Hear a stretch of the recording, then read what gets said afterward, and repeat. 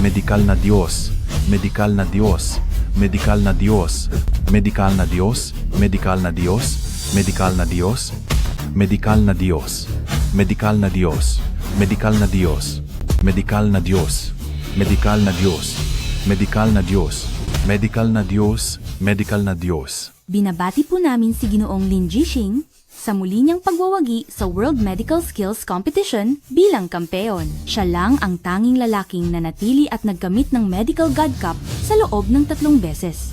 Itong 3 tao sa likod ko ay sina ang Director ng Huaxia Hexi Hospital, ang kinatawan ng Shinke Pharmaceutical, at ang Presidente ng World Medical Association. Sila po ay gustong makipagtulungan sa Medical God. Lahat sila Pakikipagtulungan? Gusto nga namin iyon. Pero ang Medical God, nakatuon sa panggagamot at pagsasaliksik sa medikal na misteryo, nakatuon sa panggagamot at pagsasaliksik sa medikal na misteryo, wala siyang intensyong makipagtulungan sa amin.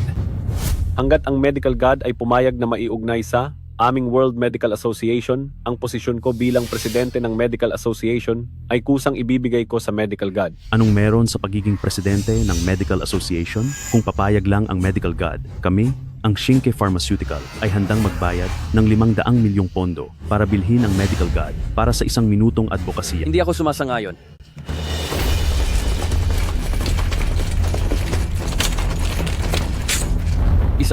Isang bilyon. Magbabayad ako ng 100 bilyon para imbitahin ang Medical God upang gamutin ang sakit ko. mukhang may nangyaring sitwasyon sa eksena, tila ang paghanga ng lahat sa Medical God ay malapit ng maging kabaliwan. Tingnan niyo dali, dumating na ang Medical God. Medikal na Diyos, medikal na Diyos, medikal na Diyos, medikal na Diyos, medikal na Diyos, medikal na Diyos, medikal na Diyos, medikal na Diyos, medikal na Diyos, medikal na Diyos, medikal na Diyos, medikal na Diyos.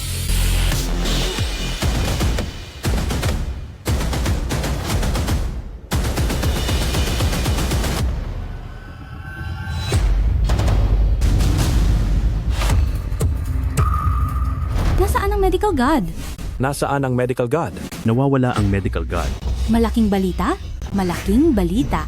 Sa araw na natapos ang World Medical Skill Competition, ang Medical God na si Lin Zixing ay misteryosong nawala.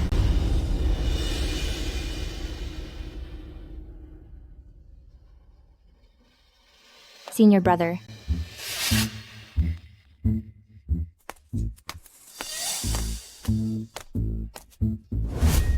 Ikaw, mas mabuti pang unawain mo muna ang pinakapangunahing teorya ng medisina bago ka magsalita. Araw-araw nag-aaral ka ng ganitong mahirap unawaing teorya ng medisina. Hindi ka ba nahihiya? Walang kwenta. 1 taon na ang nakalipas. Walang natutunan. Hindi ko alam kung paano ka nakapasa sa test ng kura. Sa tingin ko, mas mabuting matuto ka muna sa pagkuha ng gamot mo. Human anatomy. Ambisyosong tao. Akala mo ba lahat ay katulad ng Medical God, mahusay sa lahat ng uri ng medisina? Ay, hindi ko alam kung nasaan ang Medical God ngayon. Sana makakuha ako ng payo mula sa kanya. Napakaganda sana. Saklolo, saklolo? Saklolo, saklolo. Ang anak ko ay nilalagnat ng mataas. Ang temperatura ay pataas lang. Hindi bumababa. Ito ang dating reseta. Pakikuha po ako ng gamot. Hindi na po kaya ng anak ko. Sige, huwag kang mag-alala. Kukunin ko agad ang gamot para sa'yo.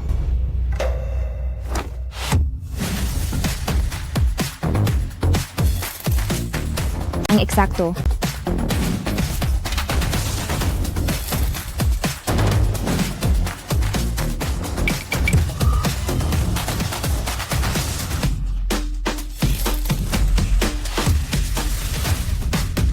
Ang bilis. Tapos na, umuwi at pakuluin. 2 beses sa umaga at gabi. Tandaan, hindi na dapat muling sipunin ang bata. Salamat po, doktor.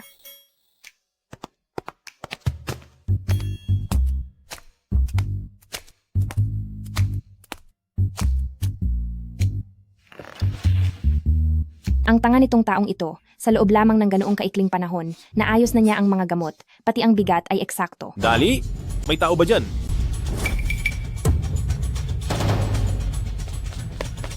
Maestro, bakit po kayo nagmamadali? Mabilis na maghanap ng 2 tao. Darating na ang kaibigan ni Chairman Wang. Ngayon na. Ang kanyang sakit ay lubhang mapanganib. Ay, nasaan ang mga tao sa ating bulwagan? Ang mga tao sa bulwagan, lahat ay sumama sa ate para dumalo sa academic conference. 3 na lang kami ang natitira. Ito? Ano na ngayon ang gagawin natin? Ang nagpapakonsulta ngayon ay kaibigan ng presidente ng Great Shia Medical Association. Mayaman at maimpluwensya dahil sa reputasyon ng ating GC Hall kaya sila pumunta. Kung maantala ito sa sakit, hindi ito magandang balita para sa ating GC Hall. Ay, meron. Tara. Guro, paano kung hayaan nating subukan si Ashing? Siya, isang trainee na wala pang 1 taon, malamang ay natuto lang ng kaunting kaalaman. Kung siya ang papupuntahin, kakayanin ba niya? Ito. Tama ba ang pagkuha niya ng gamot? Tama. Mabilis at tumpak ang pagkuha niya. Hayaan na lang natin siyang subukan. Wala na rin namang ibang tao sa tindahan. Ay naku, hindi madaling kausapin ng President Wang na yan. Kung pumunta siya sa ating GC Hall para magpagamot, hindi ito maliit na sakit o sugat. Kung siya ang papupuntahin, baka masira lang ang ating pangalan. Huli na! Parating na ang pasyente. Makinig kayong dalawa. Ang sintomas ng pasyente ngayon ay pagkahilo, lilang labi, at maputing mata, bahagyang panginginig, panghihina, at sobrang pagpapawis. Hindi pa matukoy ang tiyak na sanhi ng sakit sa ngayon. Yung dalawa, kumuha agad ng isang gamot pa sa bawat sintomas para maibsan ang kalagayan ng pasyente. Guro, ibigay mo sa akin. Makakatiyak ka. Sige, pag-aaralan ko ang reseta. Kayong dalawa, kumuha ng gamot. Pumunta ka sa labas. Salubungin mo sila.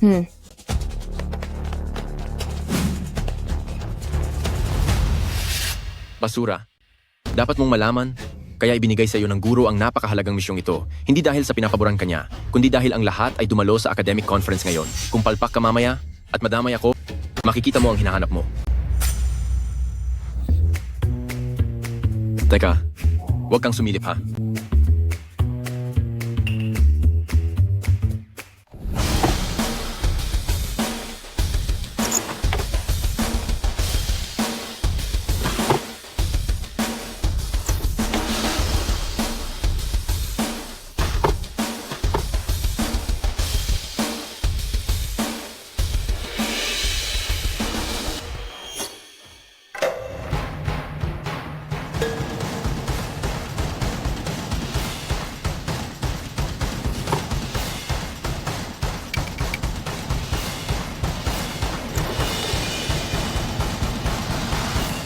Ayon sa mga sintomas na sinabi ng guro, dapat ay nasa kritikal na punto na.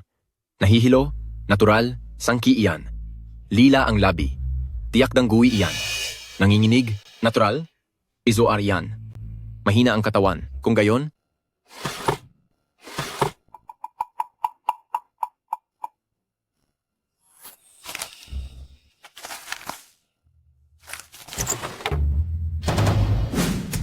Sangki, Danggui, Bezoar, Astragalus, magkatulad ang Astragalus at White Peony, ngunit ang astringent effect ng White Peony ay hindi nakakatulong sa sirkulasyon ng dugo at qi, lalo na kung may qi stagnation at blood stasis, mas hindi ito dapat gamitin. Ito'y ang punto kung saan nalilito ang karamihan sa mga doktor. guro, handa na. Malapit na sila dumating. Wala ng oras. Kayong dalawa, bilisan nyo, pakuluan, ang gamot, dalhin dito. Ay, Fang Wu, anong ginagawa mo? guro, 1 taon pa lang siya. Duda ako na hindi pa niya kilala ang mga pinakasimpleng halamang gamot. Kung simpleng sipon at lagnat, ayos lang. Pero ito ay tungkol sa buhay at kamatayan ng kaibigan ni Mr. Wang, kung may mangyari. At sisihin tayo. Ano ang mananagot dito? Wala ng oras. Pakuluan na ang gamot.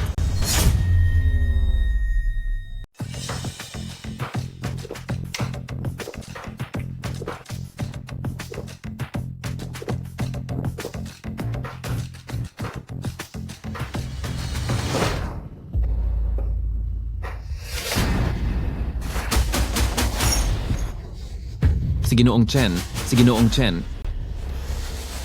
Bakit nangyari ito?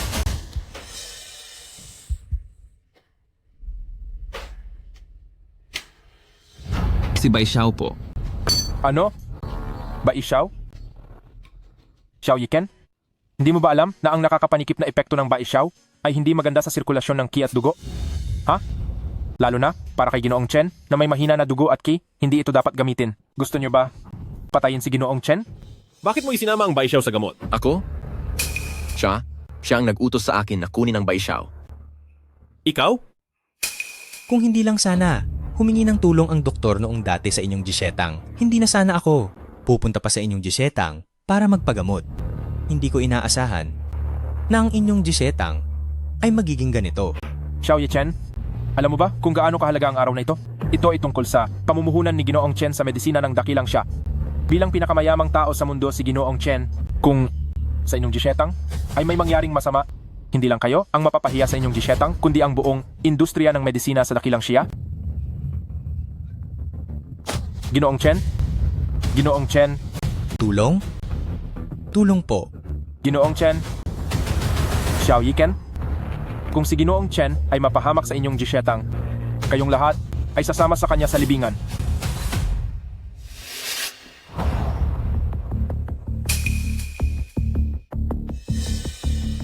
Lin Zixing, anong gagawin mo?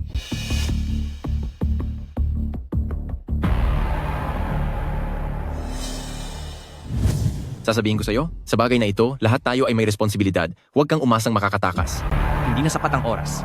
Kung ayaw mong ang G-Shetang tuluyang bumagsak, bitawan mo ang kamay ko. Ikaw? Sa sitwasyong ito, talaga, hindi na ito mababago? Kahit mukhang wala ng pag-asa, pagtiwalaan na lang natin siya? Fang Wu! Hayaang siya ang gumawa. Kayo, sana ay ipagdasal ninyo na si Mr. Chen ay maging maayos. Kung hindi, susunugin ko ang inyong Gisetang.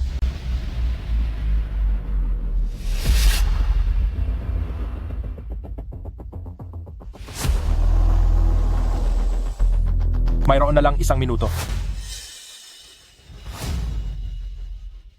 Sabi ko, ang bilis mong maghanda ng gamot at magluto ng sabaw. Talaga bang gagana ito? Hindi ito maliit na bagay. Sigurado ka bang walang problema?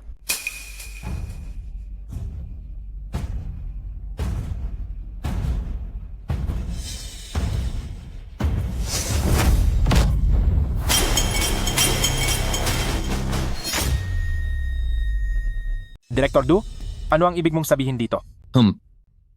Sa pagkakaalam ko, itong nasa harapan natin ay isang walang pangalan na intern lang mula sa Jishitang. Kung ang pinakamahusay na disipulo ni Director Xiao, si Fang Wu ay nagkamali sa mga gamot, paano natin mapagkakatiwalaan ang isang intern na mahigit 1 taon pa lang sa Jishitang? Pangulo Wang, sila, malinaw na nilalaro ang buhay ni Ji Chen, nagbibiro sila.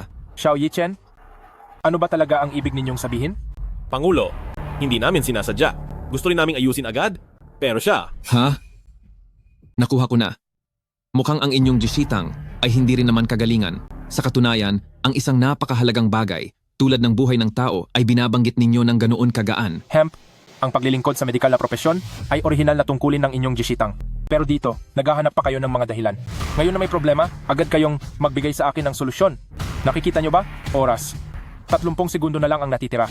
Pangulo Wang, sa tingin ko ang kanilang Jishitang ay hindi naman kasing misteryoso tulad ng mga usap-usapan. Ngayon nakita ko, wala silang iba kundi isang grupo ng mga walang kakayahan na basurang doktor na nagtitipon-tipon lang. Kung pag-uusapan ang totoong kakayahan, dapat sa aming Yao Wangge pa rin tingnan. Itong tatlong ito ay ang mga medikal na haligi na inanyayahan ko ng may malaking halaga upang mamuno sa aming Yao Wangge.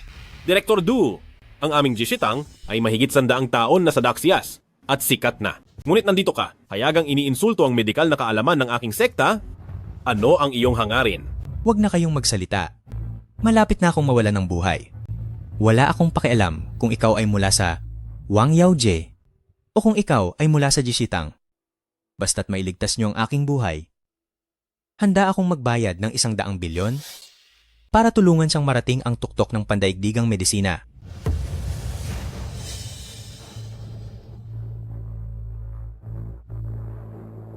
Director Xiao, ito ang bagong pinakuluan ninyong gamot mula sa Jishitang. Kung ikaw, maglakas loob kang inumin ito at wala kang maramdamang masama, maniniwala ako sa iyo na may kaunti kang kakayahan. Ito ay gawa ng inyong Jishitang, mga intern. Maglakas loob ka bang inumin ito? Ito? Tingnan mo, hindi mo kayang inumin. Paano ka pa naglakas loob na ibigay kay Ginoong Chen para inumin at paulit-ulit na sabihin na ito ay isang gamot na nakakapagligtas buhay? Sa tingin ko, Gusto mo, patayin si Ginoong Chen? Anong sinasabi mo? Bakit ka nagiging emosyonal? Uminom ka ba? O ikaw ang iinom?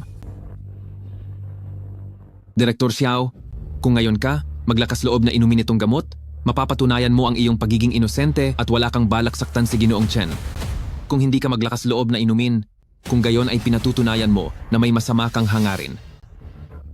Kung hindi mo inumin itong mangkok ng gamot na ito, sa tingin ko, ang buong jishitang ninyo ay hindi na kailangan sa buong industriya ng medisina. Ang kailangan pang manatili. Sige. Iinumin ko. Guro, hindi pwedeng inumin ang gamot na ito. Baka may inilagay ang walang kwentang ito sa gamot na ito. Ito, paano kung... Ang jishitang na ito ay pamana ng aking mga ninuno. Hindi ito pwedeng masira sa aking mga kamay. Itong gamot, iinumin ko. Guro, hindi niyo pwedeng inumin ang gamot na iyan. Huwag niyo itong inumin. Sinisadya nila ito. Gusto nila kayong ipahiya. Gusto nila kayong makitang napapahiya. Oo nga po, hindi niyo po pwedeng inumin iyan, Direktor. Guro,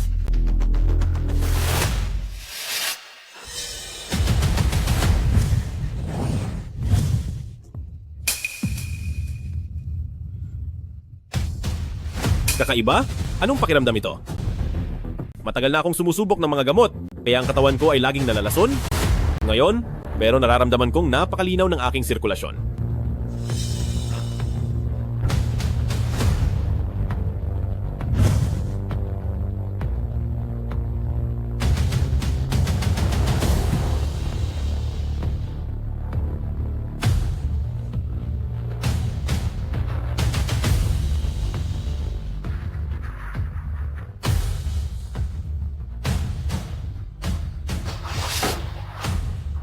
Mahiwagang gamot. Talagang mahiwagang gamot. Oy. Direktor Xiao, ang galing mong umarte ah. Tingnan mo ang mukha mong puno ng sakit. Mukha ba itong wala lang? Huwag kang magmadali. Isa itong buong mangkok ng sabaw na lason, walang aagaw nito sa iyo. Ha ha ha ha. Ha ha ha ha. Hindi ko talaga inaasahan na si Direktor Xiao na nagpakilalang direktor ng GC Hall ay magaling pa rin umarte. Sa pagkakaalam ko, si Direktor Xiao ay matagal nang gumagamit ng lason. Talaga siyang isang matandang gumagamit ng lason at hindi ka pa rin namamatay sa lason na iyan. Kung may kakayahan ka sa medisina, bakit ang sarili mong sakit ay hindi mo magamot ng lubusan? Ha? Ha? Kayo sa GC Hall, talagang napakaraming magagaling na tao. Presidente Wang, sa tingin ko ang oras ni Ginoong Chen ay hindi na marami. Hayaan niyo akong gumastos ng malaki para ipagamot siya ng 3 sikat na medikal na eksperto na inanyayahan ko. Ipagamot siya. Talagang mapagagaling siya. At saka, ipapakita ko rin sa mga kasamahan sa Jishitang kung ano ba talaga ang tunay na sining ng panggagamot. Sige. Basta't si Direktor Du ay mapapagaling ang kakaiba kong sakit, kahit magkano pa ang gusto mo, papayag ako. Ang kakaibang sakit na ito ay kasama na ni Ginoong Chen ng maraming taon. Dinala ko si Ginoong Chen sa iba't ibang sulok ng mundo pero wala pa rin nagawa. Kung ikaw, Direktor Du, ay mapapagaling ang kakaibang sakit ni Ginoong Chen, ano mang hiling mo ay sabihin mo lang. Pangulong Wang, mayroon lang akong isang maliit na kahilingan. Gusto kong ang Yawang Gecko ang pumalit sa Jishitang niya. Gusto kong ang Jishitang ay tuluyan nang mawala mula sa Daxian. Mula ngayon, pakiusap, Pangulong Wang, ilagay mo ang pangalan ng Yawang Gecko sa pinaka-nakakasilaw na posisyon sa medical conference. Ano ang sinabi mo? Walang problema. Walang problema. Hanggat si Duguanjang, magagamot mo ang kakaiba kong sakit. Handa ako? Nadagdagan ng 100 bilyon kanina sa 1 trilyon. Ha. Sige. Duguanzang, basta magamot mo ang kakaibang sakit ni Ginoong Chen. Ang posisyon ng Guanzang ng Jisitang, ako ay maibibigay rin sa'yo. Hindi ako sang-ayon. Ang Jisitang ay ang pinaghirapan ng aming mga ninuno sa ilang henerasyon na ipinasa sa amin. Hindi ko ito maibibigay kanino man. Wang Huishang, nakikiusap ako sa iyo. Bigyan mo pa kami ng isa pang pagkakataon para patunayan ang aming sarili. Ang aking Jisitang ay hahamon sa Yawangge sa isang hamon ng buhay at kamatayan. Labanan ng buhay at kamatayan? Guro, huwag ka po sana magpadalos-dalos, Guro. Haha. Ang isang taong wala ng tirahan, nangahas pa ring makipaglaban sa amin ng labanan ng buhay at kamatayan, Isa itong malaking biro. Sige na, sige na. Basta kung sino sa inyo, ang makakagamot sa kakaibang sakit ni Ginoong Chen. Siya, ang makakakuha ng posisyon ng guwanzang ng Jisitang. Siya ang bahala. Eto, ano ang labanan ng buhay at kamatayan? Ginoong Chen, ang labanan ng buhay at kamatayan ay ang pinakamalupit na hamon sa medikal na mundo ng Daxia. Kapag nag-apply ang isang challenger, ang taong hinahamon ay walang ibang pagpipilian kundi tanggapin ito. Wala nang paraan para tumanggi. Kung mabigo ang hamon, ang nagbigay ng hamon ay dapat putulin ang kanyang mga kamay at mula noon, wala na siyang karapatang manggamot. Bukod pa rito, siyang tinanggal ng World Medical Association sa listahan. Guro, siguro sumuko ka na lang. Kung mawala ang Jishetang, pwede naman tayong magbukas ulit. Pero kung matatalo ka, pagkatapos nito, hindi ka na makakapanggamot. Tama po kayo, Guro. Kung wala na talagang pag-asa, sumuko na lang tayo. Ibigay na lang natin ang Jishetang sa kanila. Chairman Wang, tama ba na basta ako, manalo sa labang ito sa buhay at kamatayan, maliligtas ko ang Jishetang? Tama. Sige. Duruikon, tatanggapin mo ba? Xiao Yiken. Alam ko na gagawin mo ito. Mabuti na lang, handa ako.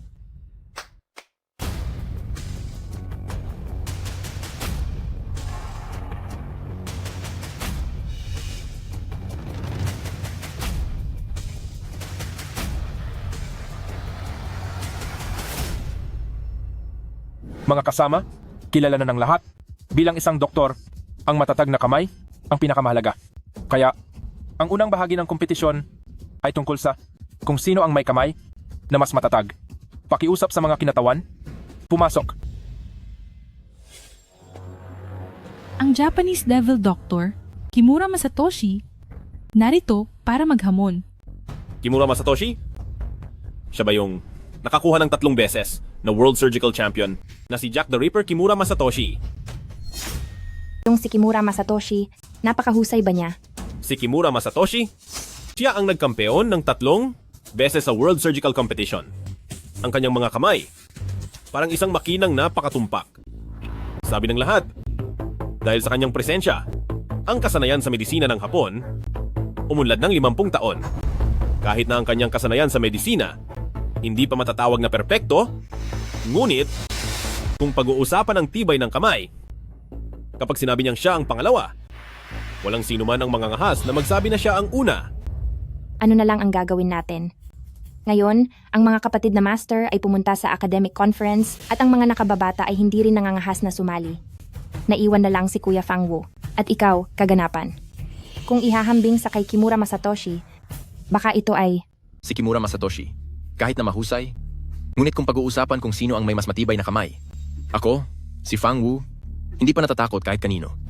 Sa aking kakayahan, sa dakilang siya, ang makapasok sa top 3 ay madali lang. Guro, itong unang round ng paligsahan, baka ako na lang ang sumabak? Huminto!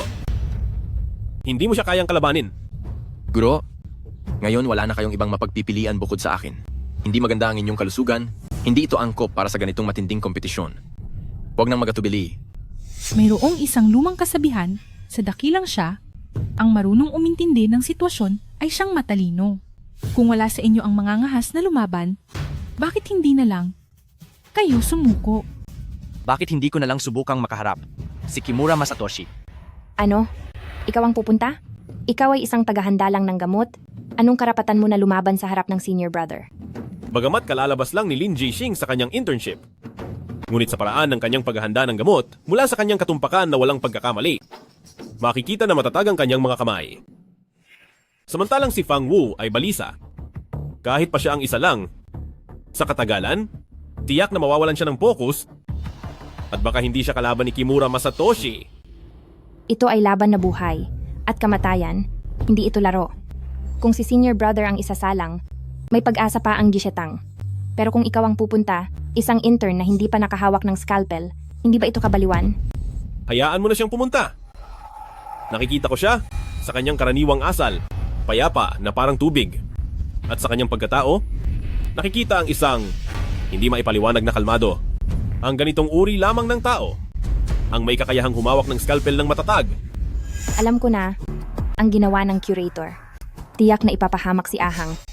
Dahil napakahirap ng unang round, ang manalo ay halos imposibleng mangyari. Mas mabuti pang itago muna ang galing ni Senior Brother. Ako, si Kimura Masatoshi, nanalo sa 3 magkakasunod na World Surgical Championship. Sino ka? Sabihin mo ang pangalan mo. Ako ay isang intern sa Jishetang. Nani? Intern? Ang inyong Jishetang ay talagang napaka-insulto. Ako na isang iginagalang na Ghost Doctor Envoy. Tapos, pinadala nyo lang ang isang intern para lumaban sa akin. Baliw. Xiao Yi-chen Xiao Yi-chen. Mukhang kayong mga taga-Jishitang wala na talagang natitira. Ang manipis na lamad sa labas ng itlog ay ang pinakamadaling masira na bagay na makakasalubong ng tao ngayon. Sa pagsubok kung ang isang doktor ay kwalipikado o hindi, kailangan nilang alisin ang balat ng itlog sa itinakdang oras at hindi dapat masira ang lamad ng nerbiyo at mga ugat ng itlog na malapit ng mapisa. Ang oras ay 1 minuto. Buti na lang hindi ako sumali. Ngayon, hintayin mo na lang na makita kung paano ka mapapahiya na walang silbi. Magsimula na tayo. Sandali, makikita mo na ang tunay na kakayahan ng aking Ghost Doctor Sacred Hand. Unang round ng paligsahan, magsimula na ngayon. Kung ito ay pinakuluang itlog, madali lang sana. Pero ito ay hilaw na itlog, kailangan balatan. At hindi dapat masira ang lamad ng itlog. Imposible talaga ito. Xiao Yi-chen, bakit hindi na lang kayo sumuko sa unang round na ito? Ha. Ikaw na walang silbi? Pinahiya mo ang Jishetang dahil sa'yo. Titingnan ko kung paano ka babawi mamaya.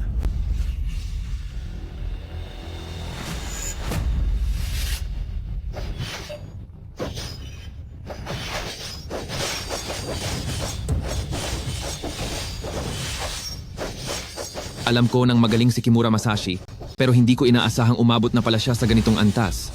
Ito ba ang tunay na lakas ni Kimura Masashi? Mukhang hindi lang isang antas ang agwat namin.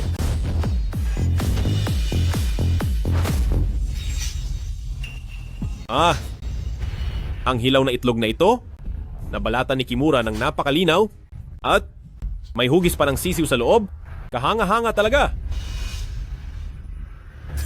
Walang kwentang basura. Sigurado hindi niya magagawa. Ang pamamaraan ni Kimura Masashi ay perpekto kahit nabalatan pa niya ang isang eksaktong kapareho ngayon. Natalo pa rin tayo sa oras.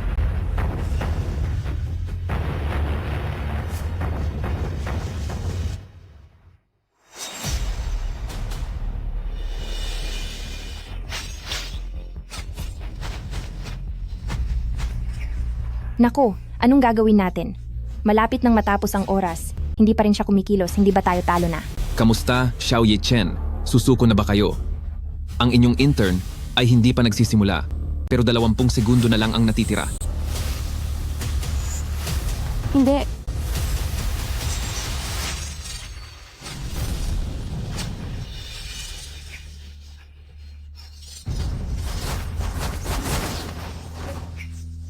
Ginoong Chen, tingnan nyo. Naku,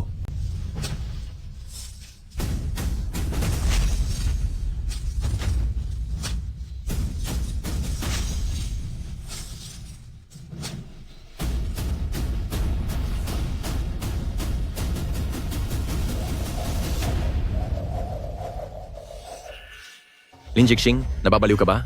Alam mo ba kung anong klaseng kompetisyon ito? Naglakas loob kang palitan ng itlog? Ano? Pinalitan ng itlog?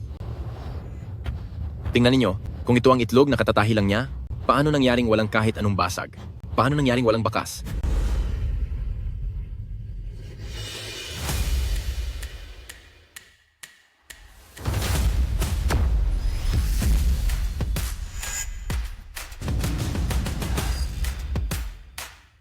Naku, kung ito talaga ang itlog na kakatahi lang ni Ziyong, napakatindi naman ng kakayahan niya. Imposible. Ang pagkukumpuni ay 10 beses na mas mahirap kaysa sa pagsira.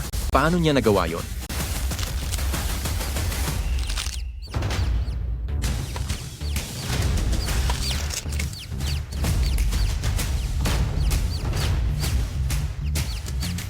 Paano?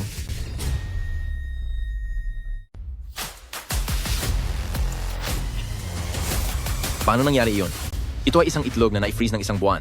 Nabuhay pa rin? Imposible. Ito ay ilusyon lang na ginamit ng taong ito. Imposible. Sa tagal kong nanggagamot, hindi ko pa nakita ang sino mang makapagtatahi ng hilaw na itlog at mabuhay pa rin. Hindi. Ang nilalabanan natin ngayon ay kung sino ang mas matatag ang kamay sa kanyang paraan ng paggawa. Paano ito maituturing na tama?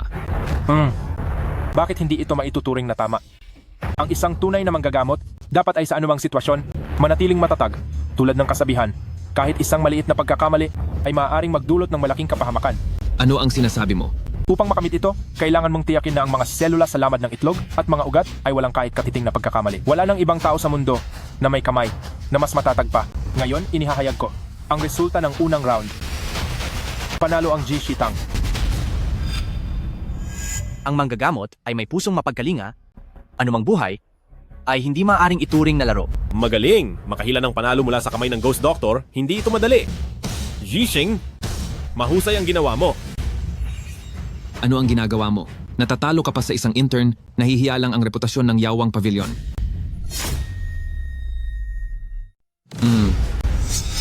Xiao Yiken, nagkataon lang na sa susunod na 2 round ng kompetisyon, kayo ay tiyak na aapakan ng aming Yao Wangge.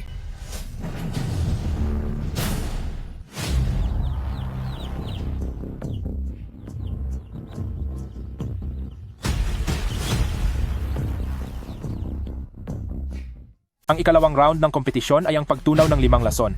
Ang pagtunaw ng 5 lason. President Wang, itong pagtunaw ng 5 lason, ano yon? Oh. Ang 5 lason na ito ay tumutukoy sa 5 pinakamakamandag na nilalang sa mundo. Ang kailangan ninyong gawin ay tunawin ang lason sa inyong katawan kung sa loob ng itinakdang oras. Hindi ninyo natunaw ang lason sa inyong katawan, ay kamatayan lang ang magiging kapalit. Ang pagtunaw ng 5 lason ay ang pinakamahigpit na pagsubok sa kakayahan ng doktor na bigyang kahulugan ng gamot. Upang maiwasan ang panloloko sa kompetisyon, tatakpan ng itim na tela ang 5 matinding lason. Ang kailangan ninyong gawin ay piliin ang inyong matinding lason at magpapagat sa lason na inyong pinili at tunawin ang lason sa inyong katawan sa loob ng itinakdang oras. Ipapasok ang kamay. Hindi alam kung anong lason ang makakagat. Napakadelikado. Tama ang iyong sinabi. Ang pagsubok na ito ay sumusukat sa pag-unawa ng doktor sa gamot at kakayahang magligtas ng sarili. Binibinintang, sa pagtunaw ng 5 lason na ito, lahat ay nakasalalay sa iyo. Huwag kang mag-alala. Sa susunod na round ng kompetisyon, sila ay tiyak na matatalo.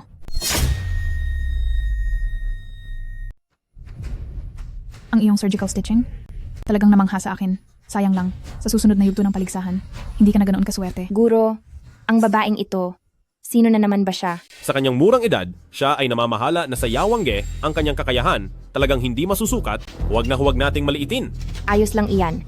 Kahit na hindi masusukat ang kanyang kakayahan, malamang hindi pa rin siya kalaban ni Kuya. Si Kuya noon ay dahil sa kanyang natatanging pamamaraan sa pagtanggal ng lason.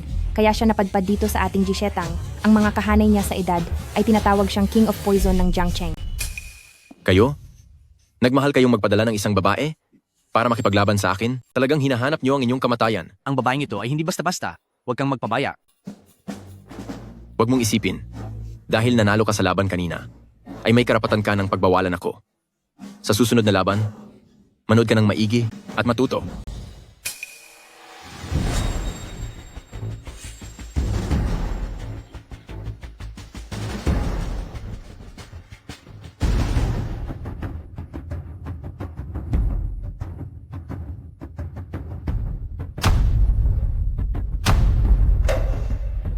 Ito na.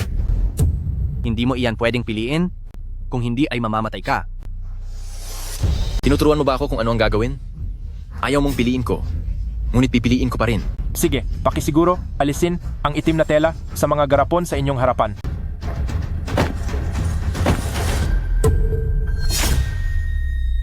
Ganda. Ito ba ang palaka na may pinakamahinang lason sa 5 nakakalason na hayop? Hindi ito ordinaryong palaka. Ito ang hari ng lahat ng nakakalason na nilalang. Kung makagat ka nito, maaari mo nang ipahayag na patay ka na. Huwag mo akong takutin. Presidente Wang, magsimula na tayo.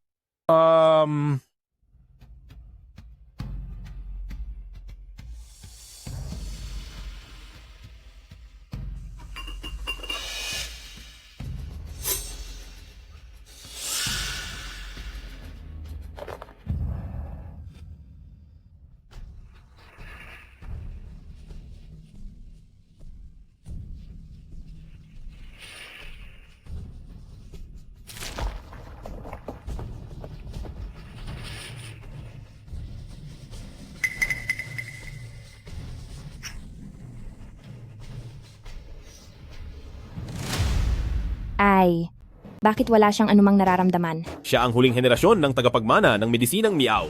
Ano?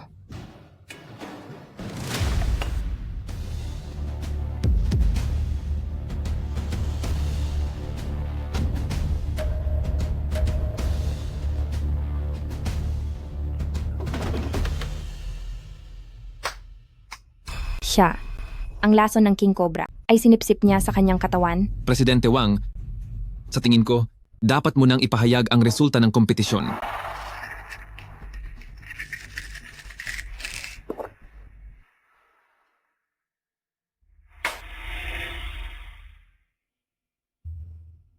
Ay, ayos na. Ang ganda. Walang silbi. Nakita mo na ba?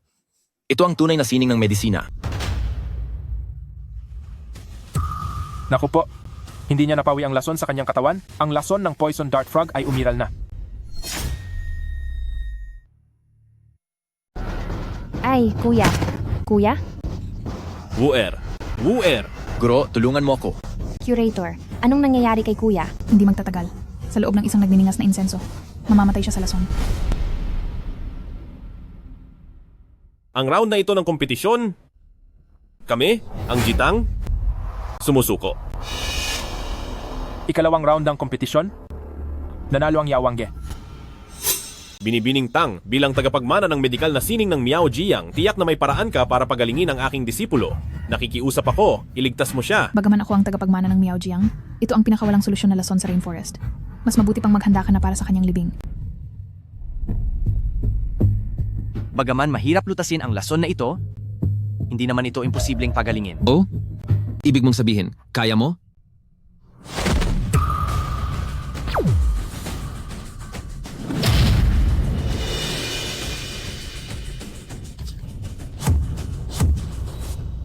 Ikaw, anong ginagawa mo? Hindi ko inaasahan. Nagsumbong lang si kuya sa iyo, pero inatake mo siya ng ganoon.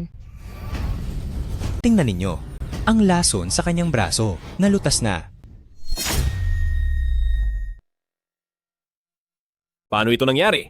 Sa paggamit lang ng panloob na enerhiya, matatalo na ang lason sa loob ng katawan.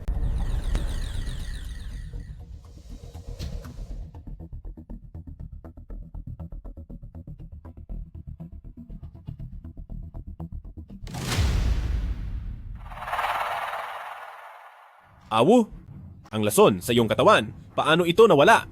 Guro, kanina lang ay, ang lason sa loob ng aking katawan ay kumontra sa bisa ng gamot. Guro, ang ikalawang round ng ating laban ay dapat nanalo na tayo, hindi ba? Kay kuya, kuya senior, talo tayo.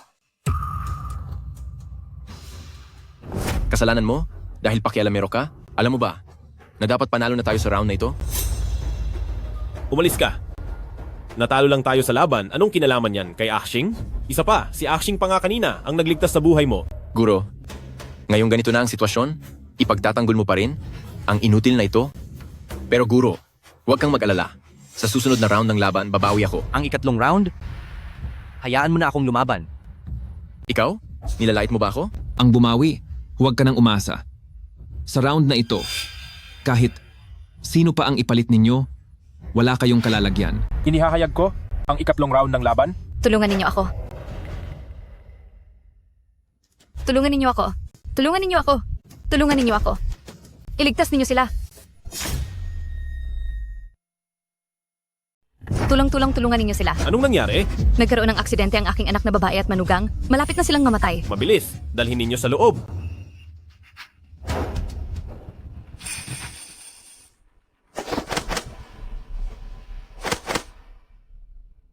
Ang pasyente ay may maraming bali sa katawan, maaaring manganib ang buhay anumang oras. Kritikal ang sitwasyon, iminumungkahi kong iligtas muna ang tao. Sige. Ay, hindi maaari iyan. Kung gusto ninyong magligtas ng buhay, hintayin ninyong matapos ang laban ng buhay at kamatayan bago magsalita. Guro, hindi pa tapos ang laban ng buhay at kamatayan. Kung atras tayo ngayon upang magligtas, tiyak na mapapahamak ang Jishitang. Ang puso ng isang manggagamot ay may kabutihan. Ang pagbibiro sa buhay ng pasyente ng ganoon kadali, tunay na kahihiyan ka sa titulong manggagamot. Tama na, huwag na kayong mag-away. Lahat ng naririto ay mga manggagamot? Ang puso ng isang manggagamot ay may kabutihan. Napakahusay ng sinabi ng binata. Ang pagsasagawa ng medisina at pagpapagaling ng sakit ay ang inyong pangunahing tungkulin. Sa ikatlong round na ito ng kompetisyon, sino ang makakasiguro na sa ilalim ng ligtas na kalagayan ng pasyente, ang unang makakapagpagaling, siya ang magiging panalo sa laban ng buhay at kamatayan na ito. Dahil nagsalita na si Pangulong Wang, kung gayon ang Yawangge ko ngayon ay magbibigay galang kay Pangulong Wang, Xiao Yiken. Kaya mo bang tanggapin ang hamon na ito? Bakit hindi ko tatanggapin? Maestro Bai, ang huling yugto ng kompetisyon, lahat ay nakasalalay sa iyo. Siya nga. Siya ang Divine Doctor. Matapos siyang misteryosong mawala sa medikal na komunidad ng dakilang siya, siya ay lumitaw na parang isang biglaang pag-angat. Tama, siya nga si Maestro Bai, ang huling estudyante ng Divine Doctor. Ano? Ang huling estudyante ng Divine Doctor? Kailan pa ako nagkaroon ng estudyante? Malaking bahagi ng aking kayamanan ang ginastos ko para lang siya ay makuha mula sa Kyoto. Xiao Yichen, pinapayuhan kitang sumuko na ngayon pa lang. Ano naman kung estudyante siya ng Divine Doctor? Kahit pa mismo ang Divine Doctor ang dumating, ano ang dapat kong katakutan? Huwag kang bastos. Matagal ko nang naririnig ang pangalan ng Divine Doctor ngayong nagkaroon ng pagkakataon na makipagkumpetensya kasama ang huling estudyante ng Divine Doctor sa parehong entablado. Kahit matalo pa ako, wala akong pagsisisihan. Ang makipagkumpetensya sa akin sa parehong entablado, talagang malaking karangalan sa loob ng 8 henerasyon ng iyong buhay. Presidente Wang, simulan na natin? Sige. Xiao Yichen, kung gayon, dali mong ipasok ang iyong tao sa entablado. Guro, hayaan niyo po akong lumaban. Gusto kong sa harap ng lahat, personal kong tatapakan ng estudyante ng Divine Doctor sa aking mga paa. Teka? Aksing! Itong huling yugto ng kompetisyon, ipinagkakatiwala ko na sa iyo. Maestro, kung papayagan mong sumali ang walang kwentang ito, ano ang pinagkaiba nito sa pag-amin agad ng pagkatalo? Desisyon kong isali si Aksing? Ako ang mananagot sa lahat. Aksing, pakiusap. Huwag kang mag-alala. Ang ikatlong round ng kompetisyon, nagsisimula na.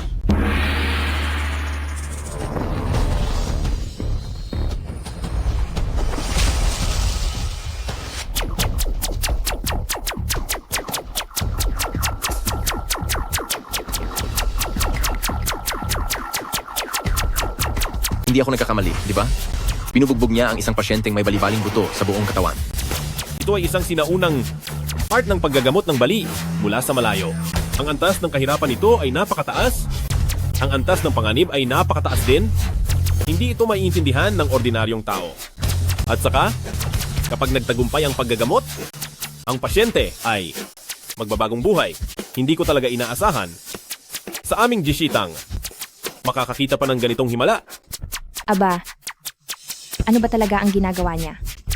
Naggagamot ba siya ng bali o nagmamasahe?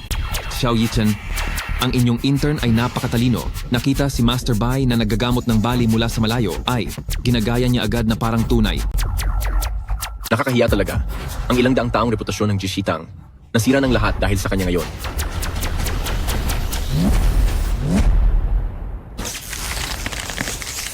Ito ay muling pagkabuhay ng katawan. Ito ay isa pang kakaibang kakayahan ng Medical God. Putol na katawan, muling pagsilang. Direktor, ano po ba ang putol na katawan, muling pagsilang? Ayon sa alamat, lahat ng pasyenteng nalinis sa pamamagitan ng putol na katawan, muling pagsilang. Gaano man kabigat ang kanilang sakit, ay makakakuha ng bagong buhay. Sa halip na tawagin itong isang medikal na kasanayan, mas angkop na sabihin, ito ay isang sining ng immortal na maaaring magbalik ng patay sa buhay. Lin Zixing, ano ang ginagawa mo? Pagkabit ng buto sa malayo. Pagkabit ng buto sa malayo? Huwag kang mag-aksaya. Sa iyong batayan sa medisina, kung wala kang ilang dekadang karanasan, hindi mo ito maiintindihan ni Katiting. Pangulong Wang, nagaling ko na ang pasyente. Sino ang nanalo o natalo? Halata na. Sige, aking ipinapahayag ang resulta ng ikatlong round ng kompetisyon. Ang botika ng hari ng gamot ang panalo. Mula ngayon, ang karapatan sa pagpapatakbo ng sentro ng medisina ay kay Direktor Duna. Direktor Xiao, pakiibigay mo agad. Ang karapatan sa pagpapatakbo ng sentro ng medisina, putulin mo ang sarili mong mga kamay, at mula ngayon, hindi ka na makakagamot. Ano? Direktor Xiao. Hindi. Xiao Yichen, hindi mo ako masisisi rito. Ha ha ha ha ha. Tara.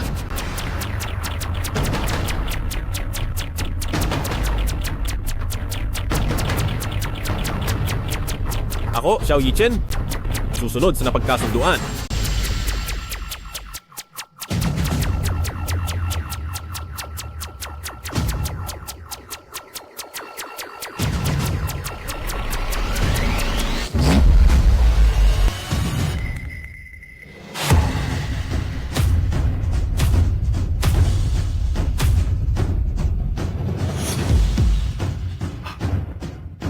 Bakit nangyari ito? Ano ang nangyari sa kanya?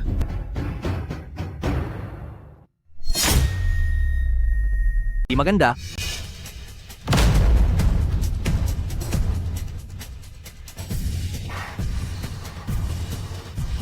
Dahil sa pagmamadali mo, sa 720 puntos ng kasukasuan, nalimutan mong tusukin ang isa na naging sanhi ng pagbaliktad ng kanyang dugo. Ngayon ang lahat ng kanyang meridian ay nadurog at mamamatay siya sa loob ng 10 segundo.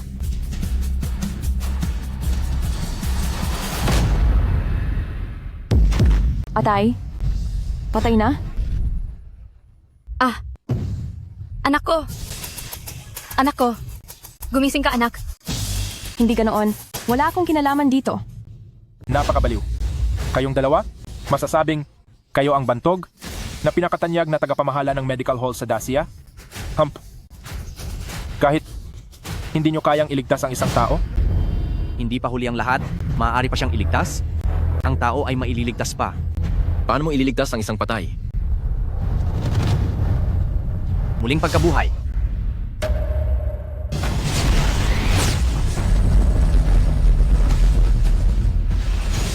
Hindi. Ayokong mamatay. Pinapalitan ng hukom ang kapalaran. Panulat ng buhay at kamatayan. Binabaliktad ang yin at yang. Binubuksan ang kalangitan sa harap ng demonyo. Ngayon,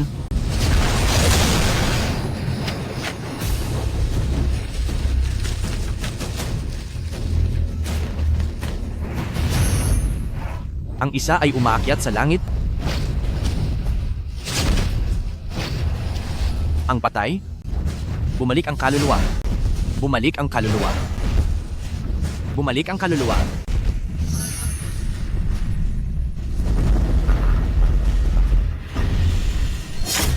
Patay na. Bumalik ang kaluluwa. Sa oras na ito, gumagamit pa rin siya ng panlinlang para lokohin tayo. Ito'y maayos at tahimik. Saan galing ang hangin na ito?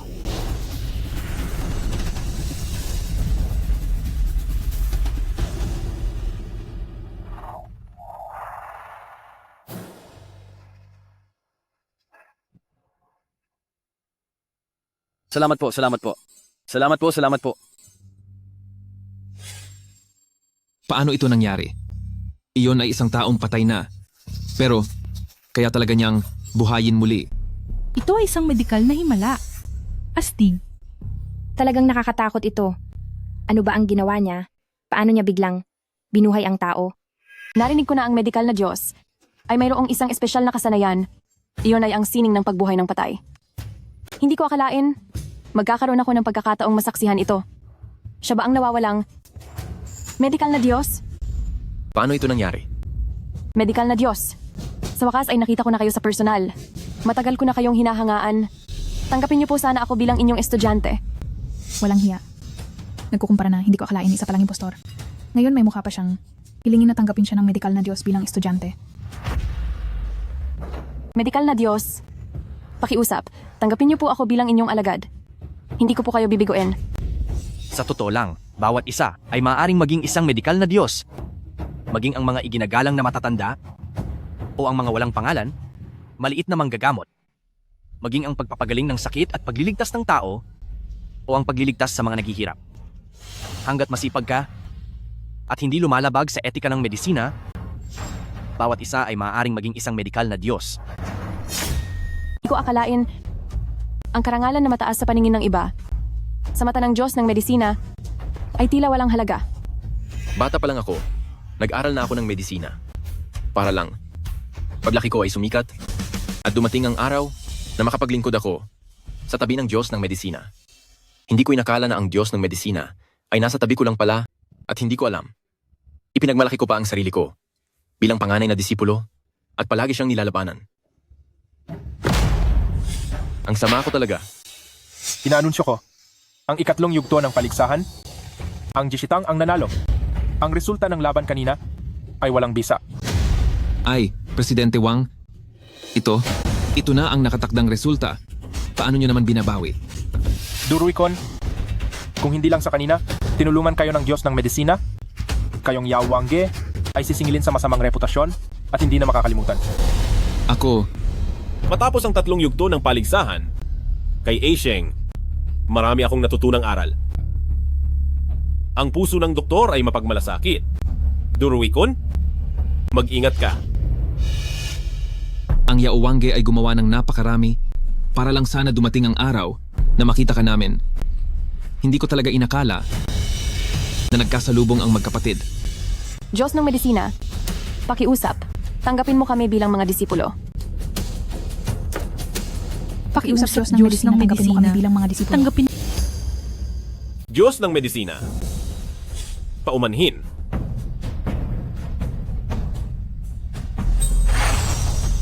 Diyos ng medisina, wala na ang Diyos ng medisina.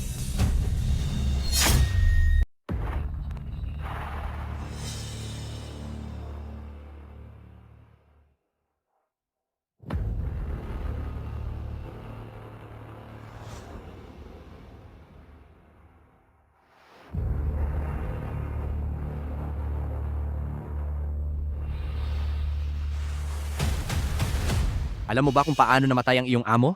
Alam mo, ang katawan ng Master ay palaging malakas.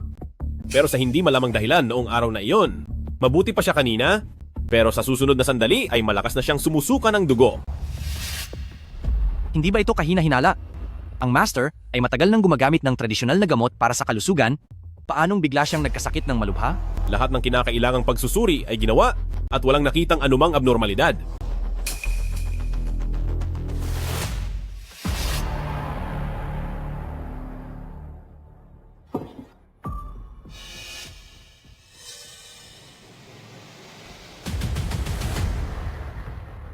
Mali. May problema sa abo na ito. Tingnan mo, umitim ang abo ng Master. Patunay na maraming lason sa kanyang katawan bago siya namatay.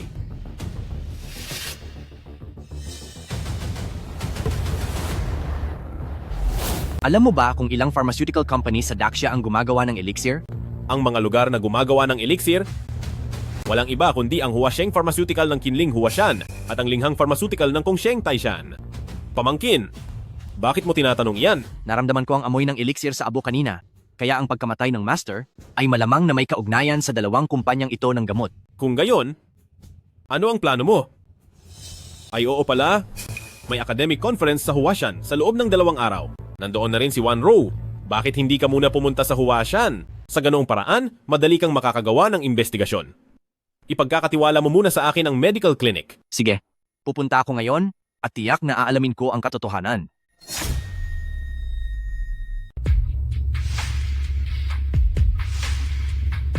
Ang response ba ng sample ay normal? Matagumpay na nabuo ang ECL functionalized E-cells. Simulan na ang pagpapatupad ng utos para sa paglilinis ng tissue ng cancer cells. 10 taon ng pagsisikap. Ngayon ang araw ng pagsubok. Tagumpay! Matagumpay na nilinis ng A07 ang lahat ng cancer cells. Binibini, lubos mong nalupig ang cancer. May lunas na ang iyong cancer. Wala pang kalahating oras mula nang iturok ang A07.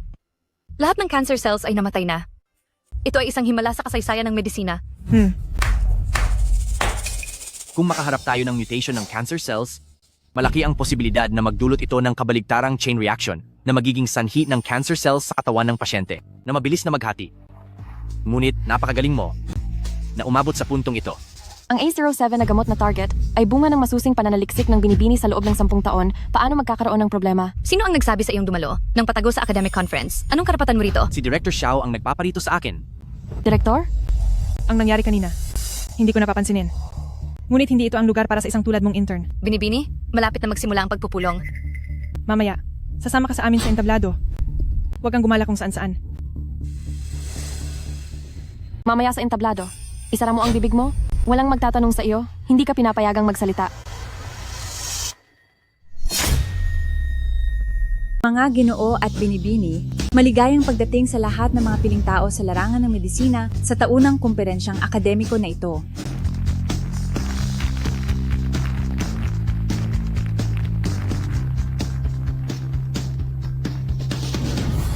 Direktor, bilisan mo, tingnan mo. Si Binibining Xiao at ang kanyang mga kasama. Ay. Nga pala. Hindi ko inasahan na si Binibining Xiao na may cancer ay personal pang mangunguna sa grupo. Kahanga-hanga talaga. Iniimbitahan ko kayong lahat ngayon dahil lamang sa ating malaking tagumpay sa larangan ng paglaban sa cancer. Imposible. Talagang imposibleng mangyari. Ako'y nagpakahirap sa pag-aaral ng cancer noong una ng 20 taon na walang resulta. Ikaw, isang baguhan lamang, paano ka nakaimbento ng epektibong gamot laban sa cancer?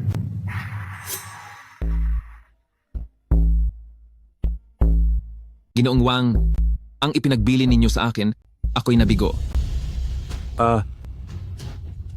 Basura ka nga. Wala kang ipinagtaka sa akin. Gumastos ako ng 30 milyong yuan, ganyan lang ang ipinasa mo sa akin? Sabi mo ang iyong apothecary pavilion ay tanyag at kinikilala, ang galing mo sa sining.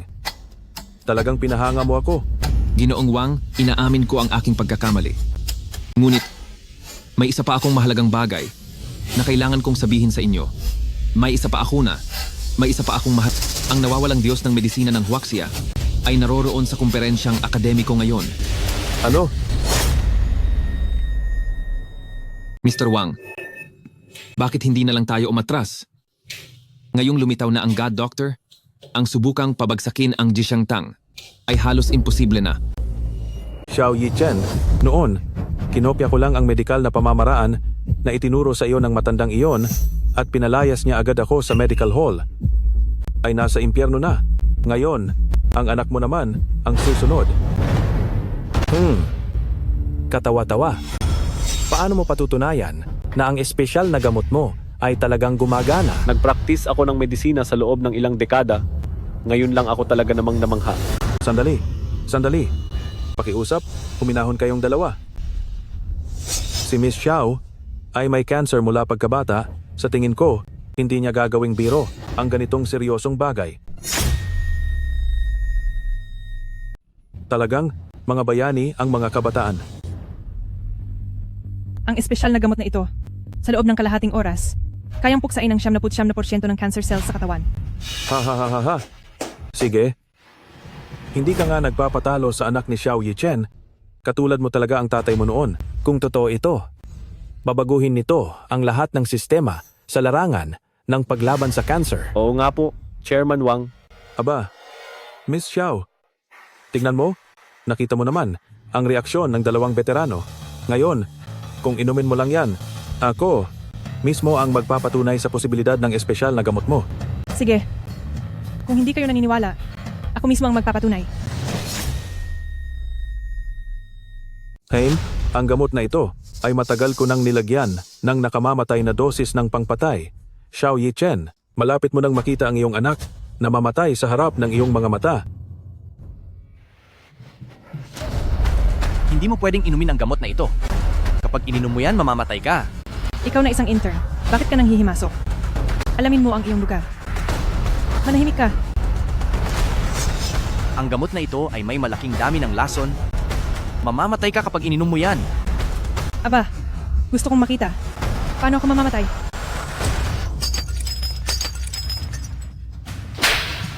Ano ba ang gusto mong gawin? Sinisikap kong iligtas ka. Tumahimik ka. Ang lahat ng mayroon ako at ang aking mga pagsisikap. Sinira mo ang lahat. Bakit mo ginawa ito? Alam mo ba kung ilang taon nang pinag-aaralan ng ginang ang ilang mililitro ng gamot na ito? Ay, eto. Paano naman makakapanakit si Wan Rou? Siya ay isang medikal na henyo. Ang ginang ay talaga namang, bakit naman siya basta na lang nananakit? Sa tingin ko ay nagsasalita ka lang naman. Medikal na henyo. Medikal na henyo. Ginoong Chen, hindi ba umalis na kayo? Ang inyong binti, paano ito gumaling? Bilisan ninyo, palabasin ninyo ang medikal na henyo. Gusto kong personal na magpasalamat sa medikal na henyo. Kapag ininom mo ang gamot na ito, tiyak na mamamatay ka. Ang Celestial Immortal ay walang kulay, walang lasa, at ito ang pinakamalalang lason sa mundo. Paano niya nalaman iyon? Kaya pala, sinusubukan niya akong linlangin? Ha. Sa medical conference ngayon, paanong may sinumang maglalagay ng lason para lasunin ang isang magaling na manggagamot na mag-aambag sa tsina, ha? Hindi ka ba nagloloko? Hindi ako nagloloko.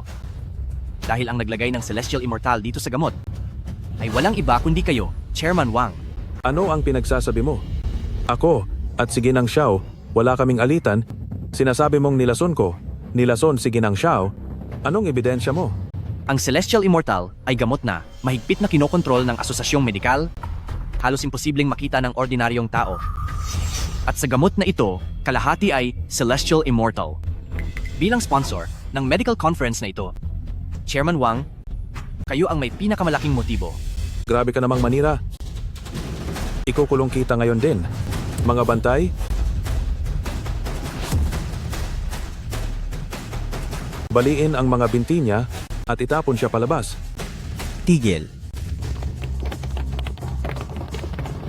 Tingnan natin kung sino ang maglakas loob na galawin ang Diyos ng medisina. Tingnan natin kung sino ang maglakas loob na galawin ang Diyos ng medisina.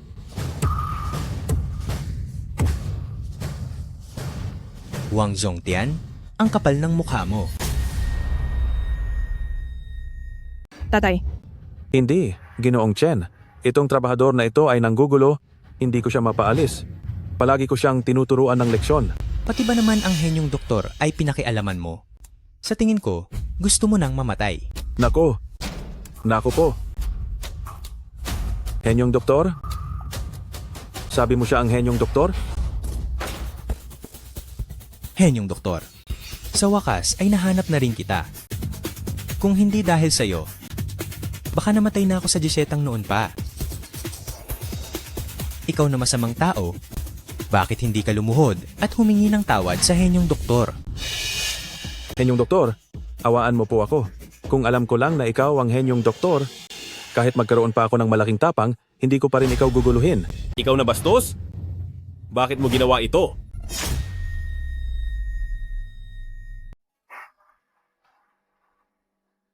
Xiao Yichen, sa usaping medisina, dati inakala kong mas mahusay ako sa iyo, pero ninakaw ko lang ang mga itinuro sa iyo ng matandang yon. Yang matandang yan, pinalayas ako sa klinika. Hindi ako makatarungan, kaya sumusumpa ako, kailangan yung magbayad. Ipapaalam ko sa iyo ngayon kung ano ang halaga. Hayaan mo na. Hayaan mo siyang pumunta sa kung saan siya nararapat at hindi manatili dito. Dalhin siya. Hindi ako makatarungan. Hindi ako makatarungan. Hindi ako makatarungan. Mula ngayon, ang posisyon ng chairman ng akademikong kumperensya ay gagampanan ni Xiao Yichen. Hindi ako sumasang-ayon. Guro, maaari na kayong magpahinga ng payapa. Aheng, ang batang si Wanru, ngayon ay may malalang sakit. Alam ko, tiyak na mapapagaling mo siya. Ako, ang matandang ito, ay luluhod sa iyo. Ay, Tio, ano na naman ang ginagawa ninyo? Kahit hindi ninyo sabihin, gagawin ko ito. ikaw, may paraan ka nga ba upang pagalingin ang aking malalang sakit? Ganito na lang.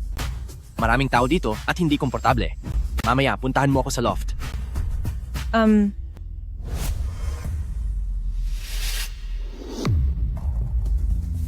Talaga? Talaga bang kailangan hubarin? Tama. Para lubusang alisin ang mga selula ng cancer, ito lamang ang paraan. Sa isang sandali, gagamitin ko ang aking mga kamay upang buksan ang iyong mga selula at gawing makita ang mga selula ng cancer. Ang kailangan mong gawin ay manatiling kalmado. Tandaan na huwag magkaroon ng malaking pagbabago sa emosyon, kung hindi ay magdudulot ito ng paghihiwalay. Sige.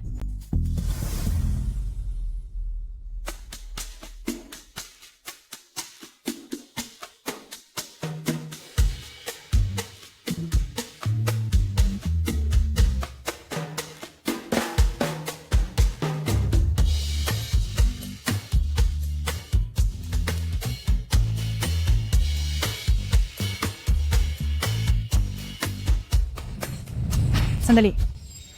Iyon, May sugat ako sa balikat. Pakidahan-dahan ka mamaya. Sige.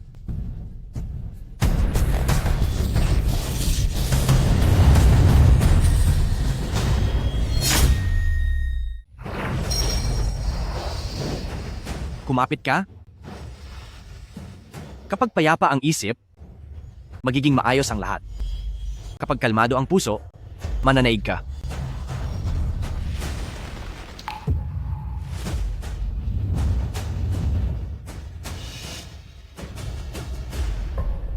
Bakit nangyari ito?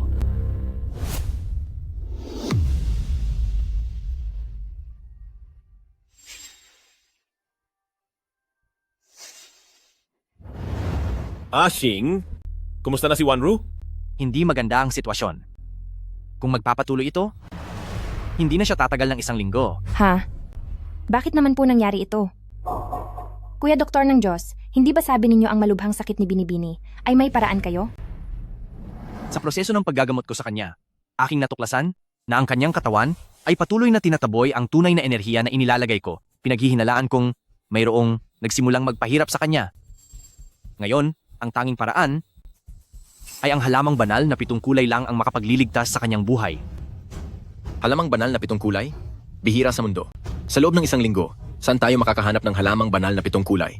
Ay, tama. Ang subasta ng kayamanan ng mundo, bukas nagaganapin sa Kyoto. Lahat ng kayamanan sa mundo ay doon ipagbibili. Baka may halamang banal na 7 kulay doon. Kung gayon, ngayong gabi ay dadalhin ko si Binibining Xiao patungo sa Kyoto. Ang susunod na ia-auction ay, ang pinaka-espesyal sa auction na ito, ang 7 kulay na herbal na halaman.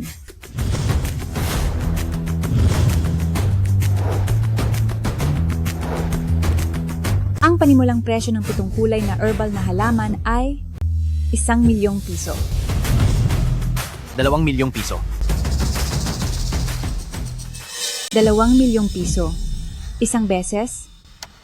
2,000,000 piso, 2 beses. 5,000,000 piso? Ching Cheng, huwag kang mag-alala.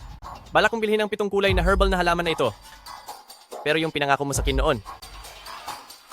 Huwag kang mag-alala. Basta matulungan mo akong makuha ang 7 kulay na herbal na halaman na ito ngayon, lahat ay mapag-uusapan. Hindi ba yan si Du Mingxuan, ang batang amo ng Kyoto Imperial Group? Du Xiao, sigurado po ba kayong bibilhin nyo ito sa halagang 5,000,000 piso? Bakit? Sa tingin mo ba ay wala akong 5,000,000 piso? Kung gayon, 10,000,000 piso na lang. Ano? 10,000,000 piso? 20,000,000 piso.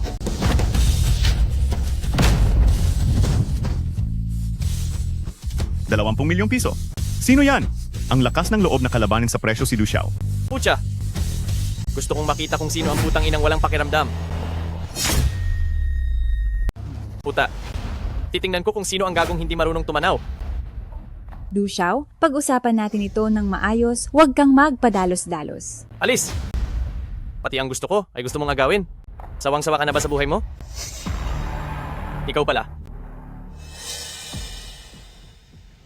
Du Mingxuan, matagal na tayong hindi nagkita. Ha, Lindsay Shing. Ha. Akala ko kung sino na. Hindi ba't ito ang matagal ko nang hindi nakikitang kaklase?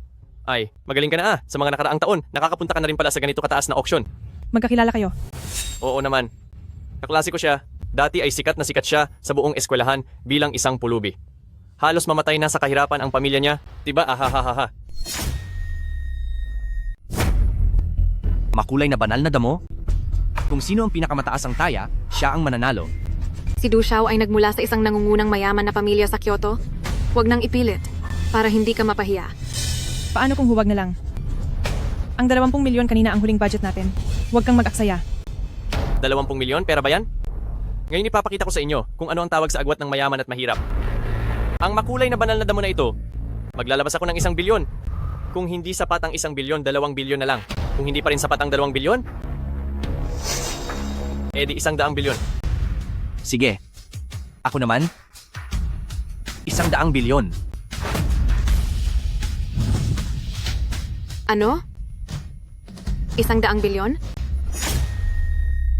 Hindi po ba kayo nagkamali, Jilin? Kung matutuloy ang 100 bilyon, ito ang magiging pinakamataas na presyo sa subasta, lokal at internasyonal. Host, Duda akong malaki ngayon. Nagsasabi lang siya ng kung ano-ano. Gusto kong ipa-verify ang kanyang pondo. Jalen, pakiipakita po ang pondo sa inyong account.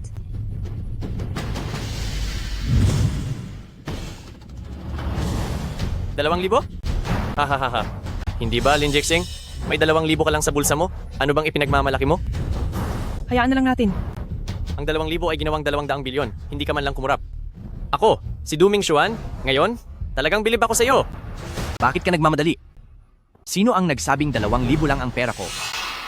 1 minuto? 1 minuto lang ang kailangan? Hintayin natin. 1 minuto? Hindi. Masyadong maikli ang 1 minuto. Bibigyan kita ng 5 minuto?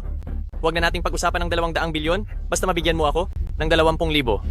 Ang 7 kulay na banal na damong ito, ibibigay ko sa iyo ng kusa. Dean, may balita na po, Dean. Nahanap na. Bakit ka ba ganyan? Ano ang nahanap mo? Ang account ng Dr. God. Pwede na pong magpadala ng pera. Ano? Agad mag-deposit ng 200 bilyon. Ang Siehe Hospital ko, kailangang makipagtulungan sa MedGod. Agad mag-deposit ng 500 bilyon. Dapat nating payagan ang MedGod na maging bahagi ng World Medical Association natin. Ipadala lahat sa account ng MedGod. Tiyaking maimbitahan ang MedGod na maging endorser ng Shinke Pharmaceutical namin. Bilisan, ihanda ang sasakyan. Hanapin ang MedGod. Ihanda ang sasakyan. Hanapin agad ang MedGod. Ihanda ang sasakyan. Hanapin ang MedGod. Oo? Kalahating minuto na lang ang natitira. Lin Jixing, nasaan ang bala mo? Ay! Baka na traffic sa daan? Hahaha. Huwag kang magmadali. Darating din yan agad.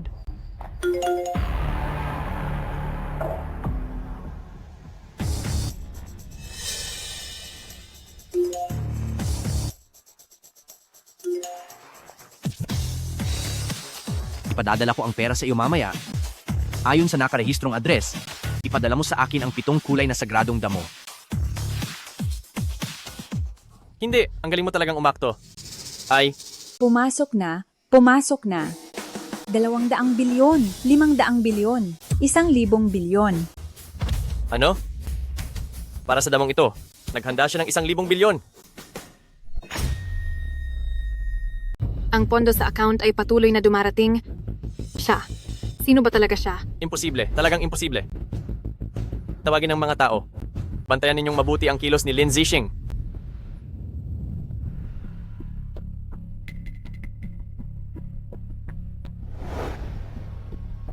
Guro, huwag po kayong masyadong mag-alala. Kasama naman ang doktor? Anong masamang mangyayari sa binibini? Oo nga, Direktor. Nandyan si nakababatang kapatid na lalaki. Itong 7-colored divine herb, hindi ba't madali lang itong makuha? Tatay, Ay, Anak, ayos lang ba ang lahat? kita mo na. Sinabi ko na sa inyo na walang problema.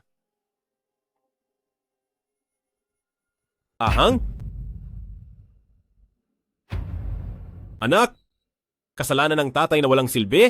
Hindi ko mahanap ang divine herb para iligtas ang buhay mo. Pasensya ka na, tatay. ay, tatay. Sa totoo lang, nabili ko na ang makulay na mahiwagang damo. Ano? Totoo ba ang sinasabi mo? Paniguradong padating na yan mula sa auction house. Anak, maliligtas na ang buhay mo mula sa kanser? Hindi ka na maghihirap pa. Nandyan po ba si Ginoong Lin? Ang iyong makulay na mahiwagang damo ay dumating na. Salamat.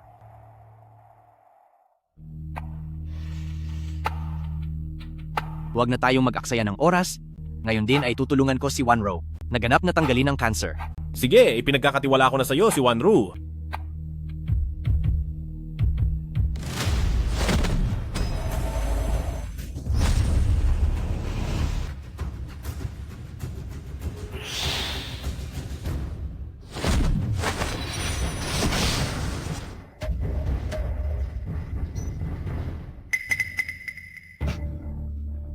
Si Wanro. Ayos ka lang ba?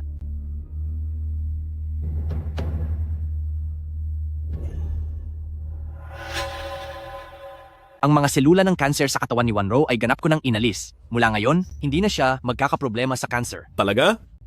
Napakaganda. Napakaganda. Anak, hindi ka na muling maghihirap sa cancer. Salamat. Direk, may malaking problema, Direk. Anong nangyari? Ang daming sasakyan at tao sa labas, hinahanap nila si Kuya. Sabi nila isauli daw ang 7-colored spirit grass. Umakyat ka muna sa taas para magtago? Tara.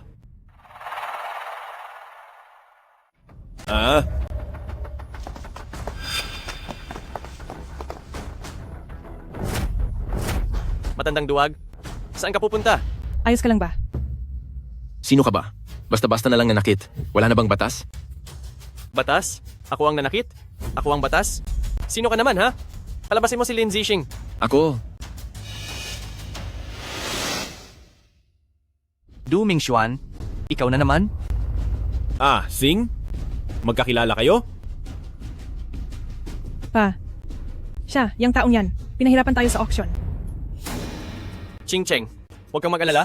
Pag nakuha na ang 7-colored spirit grass, sisiguraduhin kong ipapagamot ko ang sakit ng tatay mo. Sa pinakamagaling na doktor sa mundo. Maraming salamat, young Master Du. Maliit na haliparot. Naglilinisan ka pa rin sa akin? Pag nakuha na ang 7-colored spirit grass? Lin Zixing, ayoko nang magpaligoy-ligoy pa. Nasaan ang 7-colored spirit grass? Ibigay mo sa akin. Ang mahiwagang damo, nagamit ko na. Anong nagamit na? Lin Zixing, ang mahiwagang damo. Kararating lang sa kamay mo, tapos sasabihin mong wala na? Inaakala mo ba na isa akong 3 taong gulang na bata? Sasabihin ko sa'yo, kung hindi mo ilalabas ngayon, sisirain ko ang klinika na ito. Kumilos. Tigil. Ito ay isang klinika. Hindi lugar para kayo ay magulo. Agad, umalis kayo rito. Kung hindi, tatawag ako ng pulis. Tatawag ng pulis? Sige, tawagin mo. Titingnan ko kung mas mabilis ang pagtawag mo sa pulis o ang pagbagsak ng pamalo ko. Sirain ninyo. Kahit maghukay kayo ng malalim, hanapin ninyo ang mahiwagang damo. Sirain. Tigil. Kaya kong pagalingin ang iyong ama. Lin Zixing, alam mo ba ang sinasabi mo? Ang ama niya ay isang vegetatibo. Ikaw na isang lowest performing student sa klase? Paano mo siya pagagalingin? ang aming kuya, kahit ang malubhang sakit ng aming dalaga, ay nagamot niya, lalo na ang sakit ng ama niya. Paano kung hindi niya mapagaling? Hayaan mo akong ikaw ang magpasya. Sige, kung gayon, handa akong subukan. Ching Cheng, hindi mo siya maaaring pagkatiwalaan. Hindi talaga siya marunong magpanggamot. Sa loob ng maraming taon, marami ka na ring nahahanap na tinatawag na henyong doktor, ngunit wala pa ring nakakakita na gumagaling ang sakit ng aking ama. Sa pagkakataong ito, gusto kong subukan ang aking kapalaran. Hindi si Ching Cheng.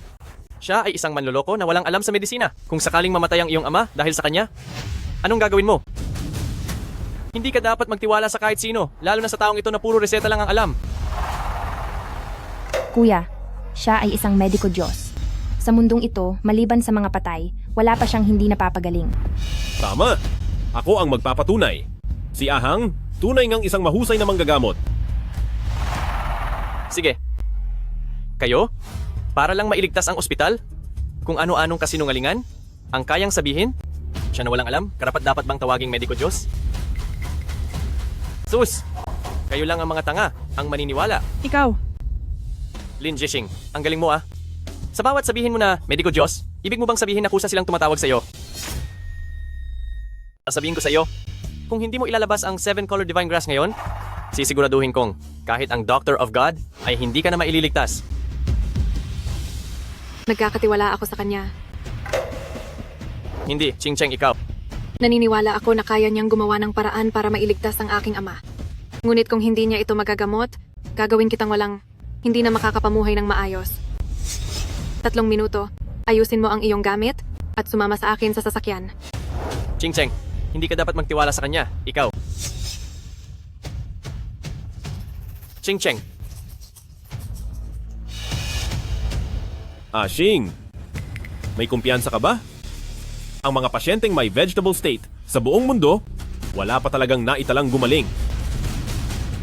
Huwag kang mag-alala. Alam ko ang ginagawa ko.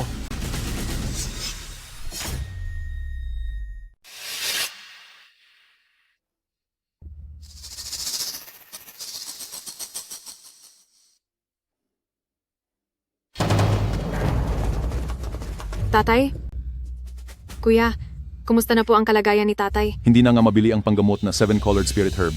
May mukha ka pa bang bumalik dito? Tutal, malapit na ring mamatay ang matanda. Dalian ninyo. At paghati-hatian na ang mana para hindi na tayo masay. Sa paggasto sa matandang ito, Simula nang maging gulay si tatay, patuloy akong naghahanap ng paraan para pagalingin siya. Ngayon, malapit na siyang mawalan ng buhay. Pero ang iniisip mo lang ay ang mana. Shu Jiadong, tao ka pa ba? Tatay, bakit nangyayari ito? Dr. Jiang, Dr. Jiang. Binibining Shu. Ang matanda ay nakaratay na ng maraming taon, ngayon, ubos na ang kanyang lakas. Wala nang magagawa. Tatay, hindi po. Hindi ito mangyayari. Tatay, huwag mo akong takutin, tatay. Walang kwentang basura. Nakikita mo ba? Wala nang magagawa ang tao. Malapit na siyang lumabas ang hininga. Kung hindi dahil sa iyo, paano lalala ng ganito ang sakit ng matanda? Kung hindi mo siya magamot ngayon, ako, Hindi pa umabot sa puntong walang ng pag-asa ang kalagayan. Hindi ganoon kasama ang lahat tulad ng iniisip ninyo. Hemp, matagal na akong nagpa-practice ng medisina. Ang ganitong uri ng karamdaman, kaya ko itong masuri kaagad. Ngayon, ang matandang Shu na ito ay pinipigilan ko pa ang kanyang hininga, maituturing ng maganda ang kalagayan. At ikaw, saan ka kumukuha ng lakas ng loob para magyabang dito? HMPAP. Ilang dekada na akong manggagamot. Sa ganitong karamdaman, kaya ko agad itong pigilan. Ngayon, si Ginoong Su ay binigyan ko ng isang hininga. Sapat na yan. At ikaw, saan ka kumukuha ng kumpiyansa para magyabang dito? Yan ay dahil sa maikli mong kaalaman, mababaw lang ang iyong husay. Ano ang sinabi mo? ano ang gusto mong gawin? Gagamutin. Ikaw, sino ang nagpapasok sa iyo na hamak na tao? Lumabas ka. Kapatid, iniimbitahan ko siya para gamutin si Papa. Magalang ka.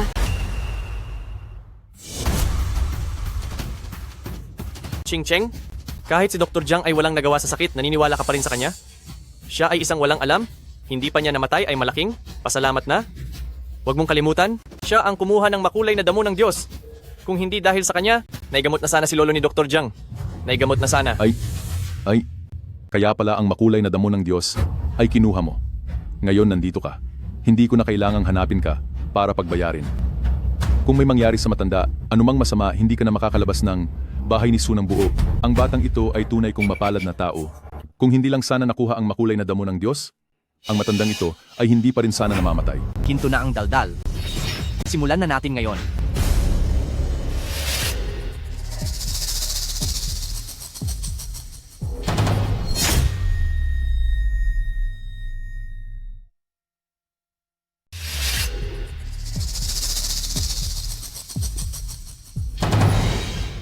Alisin mo ang marumi mong kamay. Sino ang nagsabi sa iyong humawak sa pulso?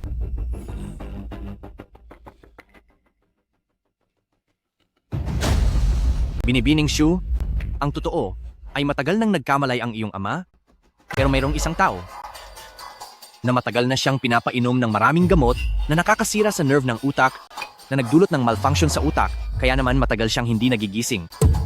Anong pinagsasabi mo? Anong ibig mong sabihin sa matagal nang umiinom ng maraming gamot na nakakasira sa nerve ng utak?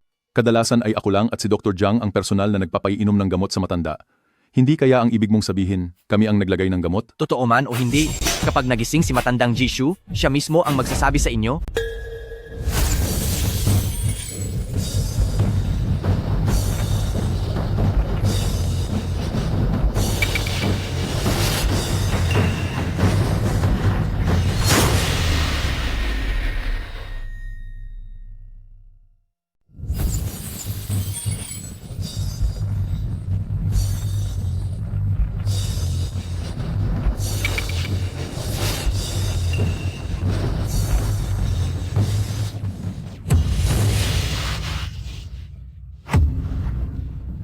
Tatay.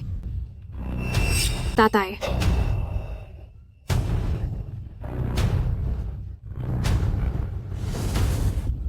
Hahaha. Talagang hindi nawawalan ng pag-asa ang masisipag. Ako, matapos matulog ng mahigit 10 taon, sa wakas ay nagising na muli. Si Lolo ay wala ng anumang panganib. Anong panlilin lang ang ginawa mo? Imposible! Ganap na imposible! Ang pinuno ng pamilya Shu ay matagal nang malala ang sakit, walang pag-asang gumaling. Kung walang pitong kulay na mahiwagang damo, hindi kailanman siya magagaling sa pamamagitan lamang ng sining ng panggagamot. Sino ka ba talaga? Dr. Jiang. Dr. Jiang. Ginoong Shu? Nagising ka? Napakabuti nito. Ako. Ipapaalam ko kaagad sa mga pangunahing pamilya sa kabisera para bumati. Batiin, Jiang. Gusto mo akong maaga ng pumanaw, hindi ba? Salamat sa iyong mahusay na kamay. Sa pagtulog na ito, napatulog ako ng matandang ito ng higit sa 10 taon. Ay, Ginoong Shu! Ginoong Shu! Hindi po ganoon. Ikaw. Pakinggan mo po ang paliwanag ko. Ginoong Shu, kahit bigyan mo pa ako ng 100 lakas ng loob, hindi ko magagawang lagyan ng lason ng gamot mo. May sinabi ba akong lason? Ako? Siya? Siya ang nag-utos sa akin na gawin iyon. Jiang, anong pinagsasabi mo diyan? Tatay, pakinggan mo po ako. Hindi totoo ang sinasabi niya. Ako po ang tunay mong anak. Paano ko naman po kayo masasaktan? Nagsisinungaling lang po siya. Tay. Ikaw na taksil na anak. Tatay, ako. Sinaktan mo ako? Ako po ang tunay mong anak. Paano ko naman naging anak ang isang halang ang kaluluwa na katulad mo? Nakipagsabuatan sa iba para lasunin ako. Ngayon, papatayin kitang walang awa.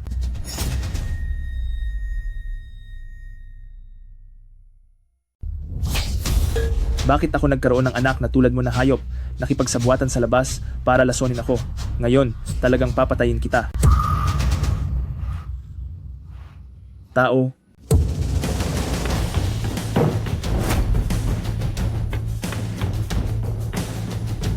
Dalhin ninyo silang dalawa palabas at ipadala sa Kyoto Prosecutor's Office. Apo ng pamilya Shu? Hindi mo iyan maaaring gawin. Siya ang nag-utos sa akin. Inosente ako. Apo ng pamilya Shu? Inosente ako? Inosente talaga. Matandang impakto. Bakit hindi ka pa namamatay? Bakit? Ikaw na. Tatay. Anong nangyari sa iyo? Ilang taon nang may sakit ang iyong ama. Ngayon ay gumaling siya mula sa matinding sakit. Kapag nagalit siya, tiyak na magkakaroon ng masamang epekto. Sino ka? Tatay, siya po si Dr. Lin. Siya po ang nagpagaling sa inyo. Hindi ako Diyos ng medisina. Ang pagliligtas ng buhay ay mas mahalaga pa kaysa sa pagtatayo ng 7 pagoda. Ako ay ginagawa lang ang aking dapat na gawin. O aking tagapagligtas, tanggapin mo ang aking paggalang.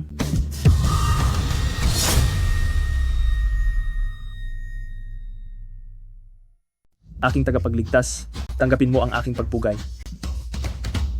Hindi na kailangan magsalita ng ganoon. Matandang Ginoo.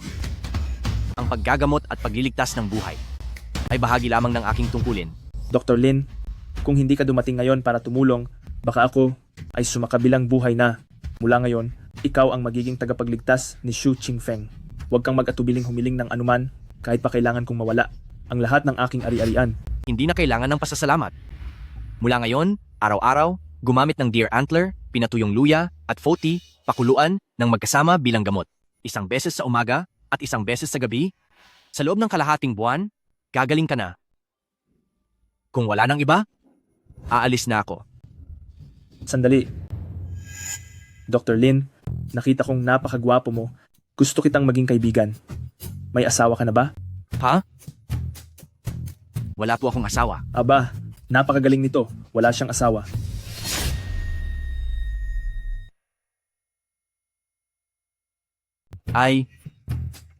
Wala po akong asawa. Naku, ang galing nito. Isang binata pa rin. Haha. Hindi. Ang ibig kong sabihin ay, nag-iisa ka pa rin. Si Ginoong Lin, mayroon akong munting kahilingan. Hindi ko lang alam kung dapat ko bang sabihin.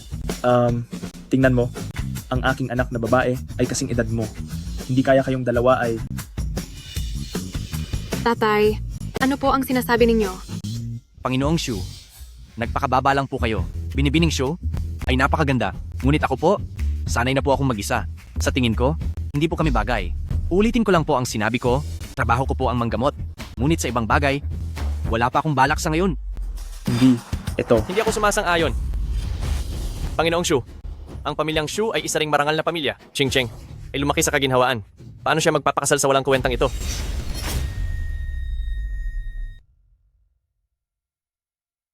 Hindi ito. Hindi ako sumasang-ayon. Ginang Shu, ang pamilya niyo ay isang prestihiyosong pamilya rin? Si Qin Cheng ay lumaking ginagawang lahat ang gusto niya. Paano siya magpapakasal sa basura na ito? Lin Jixing, alam mo ba kung ano ang high society? Huwag mong isipin na dahil marunong kang manggamot at may konting pera, magagawa mo na ang kahit anong gusto mo. Ikaw ay isang palaka na gustong kumain ng karne ng sisne.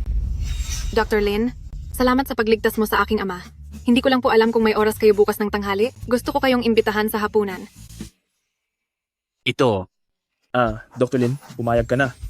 Kung hindi ka papayag, kung kumalat ito, sasabihin nilang hindi ako marunong, lalo na ang mga matatandang iyon sa kapital, siguradong pagsisiraan nila ako. sige na nga. Kaya pumayag kayo? Mabuti.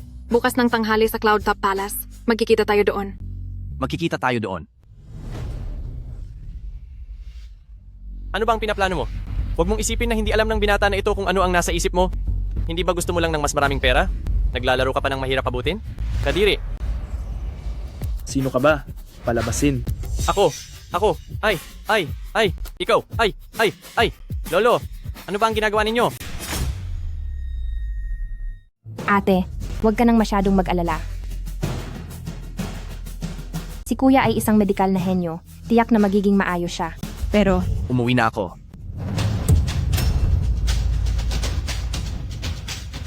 Kuya, bakit ngayon ka lang nakabalik? Lin, kumusta? Naayos mo ba ang problema? Naayos ko na lahat. Ang galing. Mabuti. Mabuting naayos na. Mabuting naayos na. Kuya, pinag-alala mo kaming lahat sobra. Lalo na si ate, simula nang umalis ka, narito siya nagbabantay. Natatakot na baka may mangyari sa'yo.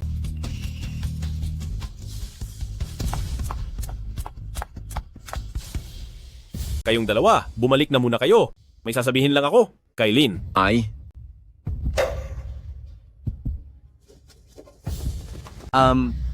Sige po. Magsalita kayo. Lin, sa tingin mo, paano mo nakikita si Wanro? Ha? Lin, hindi ka na bumabata at wala ka pa. Ring babaeng nag-aalaga sa'yo. Si Wanro naman, nakita ko siyang lumaki, kilala ko siya. Para sa'yo, mukhang may nararamdaman siya. Paano kaya? Sa totoo lang, wala pa akong balak tungkol diyan sa ngayon. Kaya, sana wag mo na itong banggitin sa susunod. Kung gayon, dahil wala ka namang ganyang ideya, hindi na kita pipilitin. Ay, oo nga pala. Bukas ng tanghali, inimbitahan ako ni Young Miss Shu sa Cloudtop Palace para mag-lunch, kaya hindi mo na kailangan maghanda ng tanghalian para sa akin. Sige. Balik muna ako sa kwarto. Hindi pwede. Kailangan kong sabihin ang balitang ito kay Wanro. Hindi pwedeng maagaw si Aishing ng ibang babae.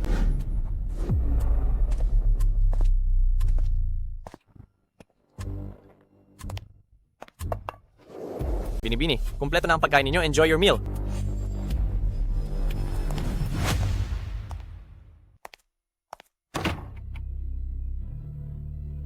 Lin Zixing, para patayin ka? Hindi nagatubili ang batang Panginoong ito na bilhin ang pinakamahal na lason, ang Soul Extinction Powder. Ngayon, tiyak na magiging abo ka. Itong little martial uncle na ito, kunwari ayaw pag-isipan, pero sa totoo lang, lihim siyang tumakbo rito para makipag-date sa munting vixen na ito. Hindi siya ganoong klase ng tao. Ikaw! Itong maliit na tiyuhin ay talagang sa bibig ay sinasabing hindi siya interesado, ngunit sa totoo lang, palihim siyang pumunta dito para makipag-date sa babaeng iyon. Hindi siya ganoong klase ng tao. Ikaw yan! Bakit ka nandito? Ako, Ikaw din ba? Para sa date nila ngayong araw, kaya ka narito. baka naman. Nga pala, may tanong pala ako.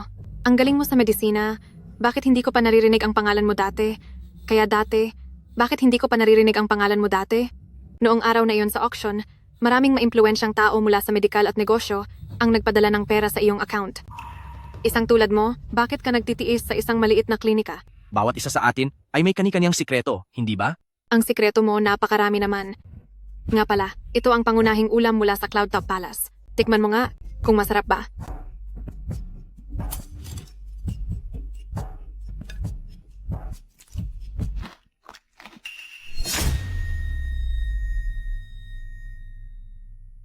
Kumusta? Masarap ba?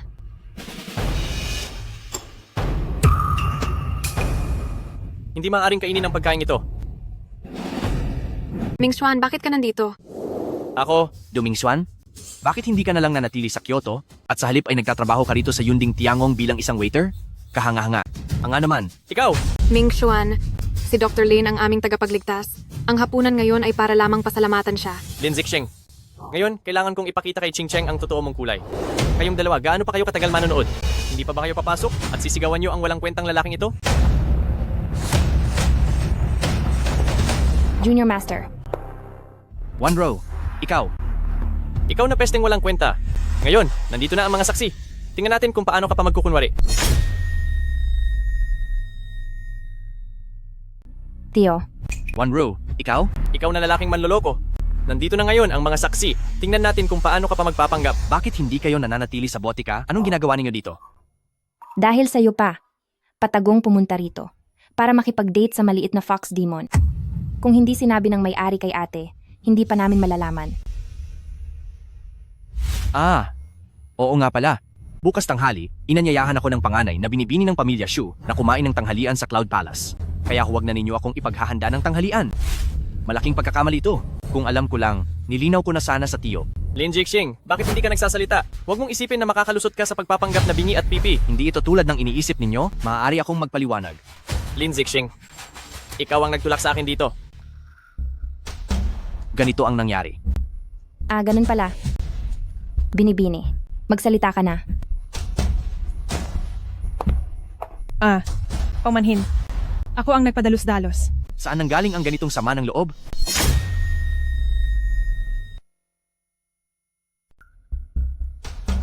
Ganito ang nangyari. Ah, ganoon pala. Prinsesa ng tahanan. Magsalita ka na. Iyon, paumanhin. Ako ang naging walang galang. Saan nanggaling ang ganitong malakas na presensya? Hindi.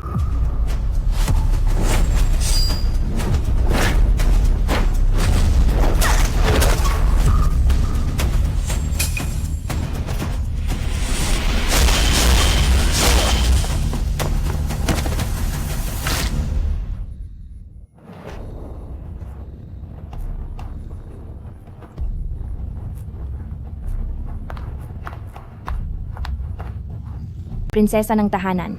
Tumawag ng pulis. Bilis, tumawag ng pulis. Sige.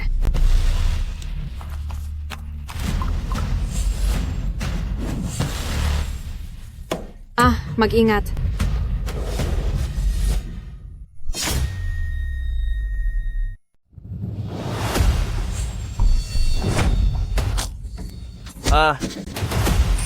Dali, bilisan mo, hulihin siya. Lin Zixing, papatayin kita. Bitawan niyo ako. Ming Xuan, ikaw. Bakit mo ito ginawa? Bakit? Lin Zixing, hindi ko talaga maintindihan. Ano bang meron ka? Isang basura na mas maganda kaysa sa akin. Bakit? Kaya mong walang hirap, agawin ang nag-iisang minamahal ko. Magising ka? Alam mo ba ang sinasabi mo? Duming Xuan, wala nang kahit anong pag-asa sa pagitan natin. Bakit mo nga ba ito ginagawa? Ching Cheng 10 taon kitang hinabol. Anong klaseng tao ako? Ikaw ang higit na nakakalam. Mula pagkabata. Basta ang taong gusto ko. Walang sino man ang makakaagaw. Ikaw! Lin Zixing, yung saksak kanina. Bakit hindi ka namatay? Dapat magpasalamat ka na mayroon kang taong lubos na nagmamahal sa iyo. Ngunit, sa kasamaang palad, ang ganda-gandang babae na ito, kahit ikaw pa, gaano man kataas ang galing sa medisina ni Lin Zixing, mamatay pa rin siya. Linawin mo ang sinasabi mo. Kuya, masama ang balita. Malapit na yatang mawalan ng malay ang panganay na binibini. Kuya, iligtas mo siya agad. Maayos pa siya kanina, hindi ko alam kung bakit. Bigla na lang nagkaganyan. Ito ay Disrupted Soul Powder.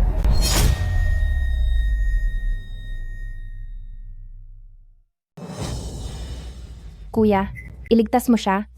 Kanina lang ayos pa siya. Hindi ko alam kung anong nangyari. Bigla na lang siyang nagkaganyan.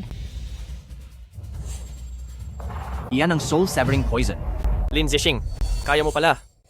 Nakilala mo pa itong Duan Hunsan na? Sasabihin ko sa iyo ang totoo. Ang kutsilyong ito ay pinahiran ko ng Duan Hunsan sa loob ng kalahating insenso. Magiging tuyong buto siya. Hahaha. Kuya, ano ang Duan Hunsan? Ang Duan Hunsan, ang pinuno ng lahat ng lason. Ito ang pinakamabangis na lason sa mundo. Ha? Ang nalason, tiyak na mamamatay. Ano? Hahaha. Lin Zixing, dahil nakilala mo ang Duan Hunsan na ito, siguro alam mo rin, ngayon ay ang God of Medicine lang ang makakapagpagaling. Pero kung gagamitin mo ang kutsilyong ito para magpakamatay sa harap ko, maibibigay ko ang huling antidote sa mundong ito sa iyo. Bibilang lang ako hanggang 3 ah. 3. Ayos na. Gumaling na ang lahat ng sugat ng dalaga. Kuya, ikaw nga talaga ang God of Medicine. Sabi ko na nga ba kaya mo? Ikaw ang God of Medicine? Xiao Senior Brother, ikaw nga ay si Dr. God. Sabi ko na kaya mo. Ikaw si Dr. God? Hindi. Imposible to. Siguradong nagkataon lang?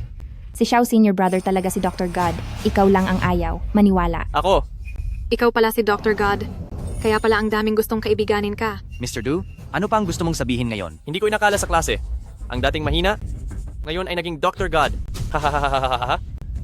Ako pala ang isang palakas sa balon.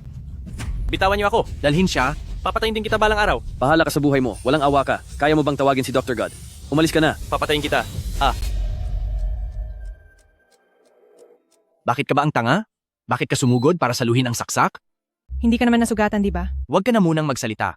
Bilisan natin at pumunta sa ospital para magpatingin kung may malubha.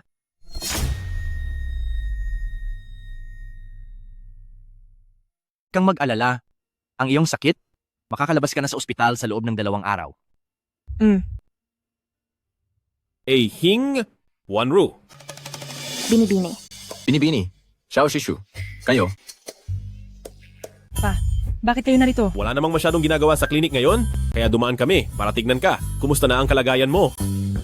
Hing? Mukhang ang sakit ni Wanru ay gumagaling ng maayos, tama?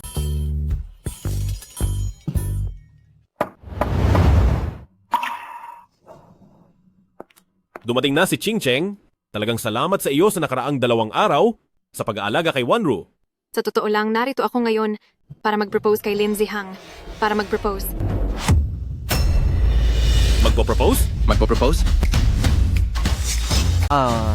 Paumanhin, mag-usap muna kayo. Magpapainit lang ako ng tubig.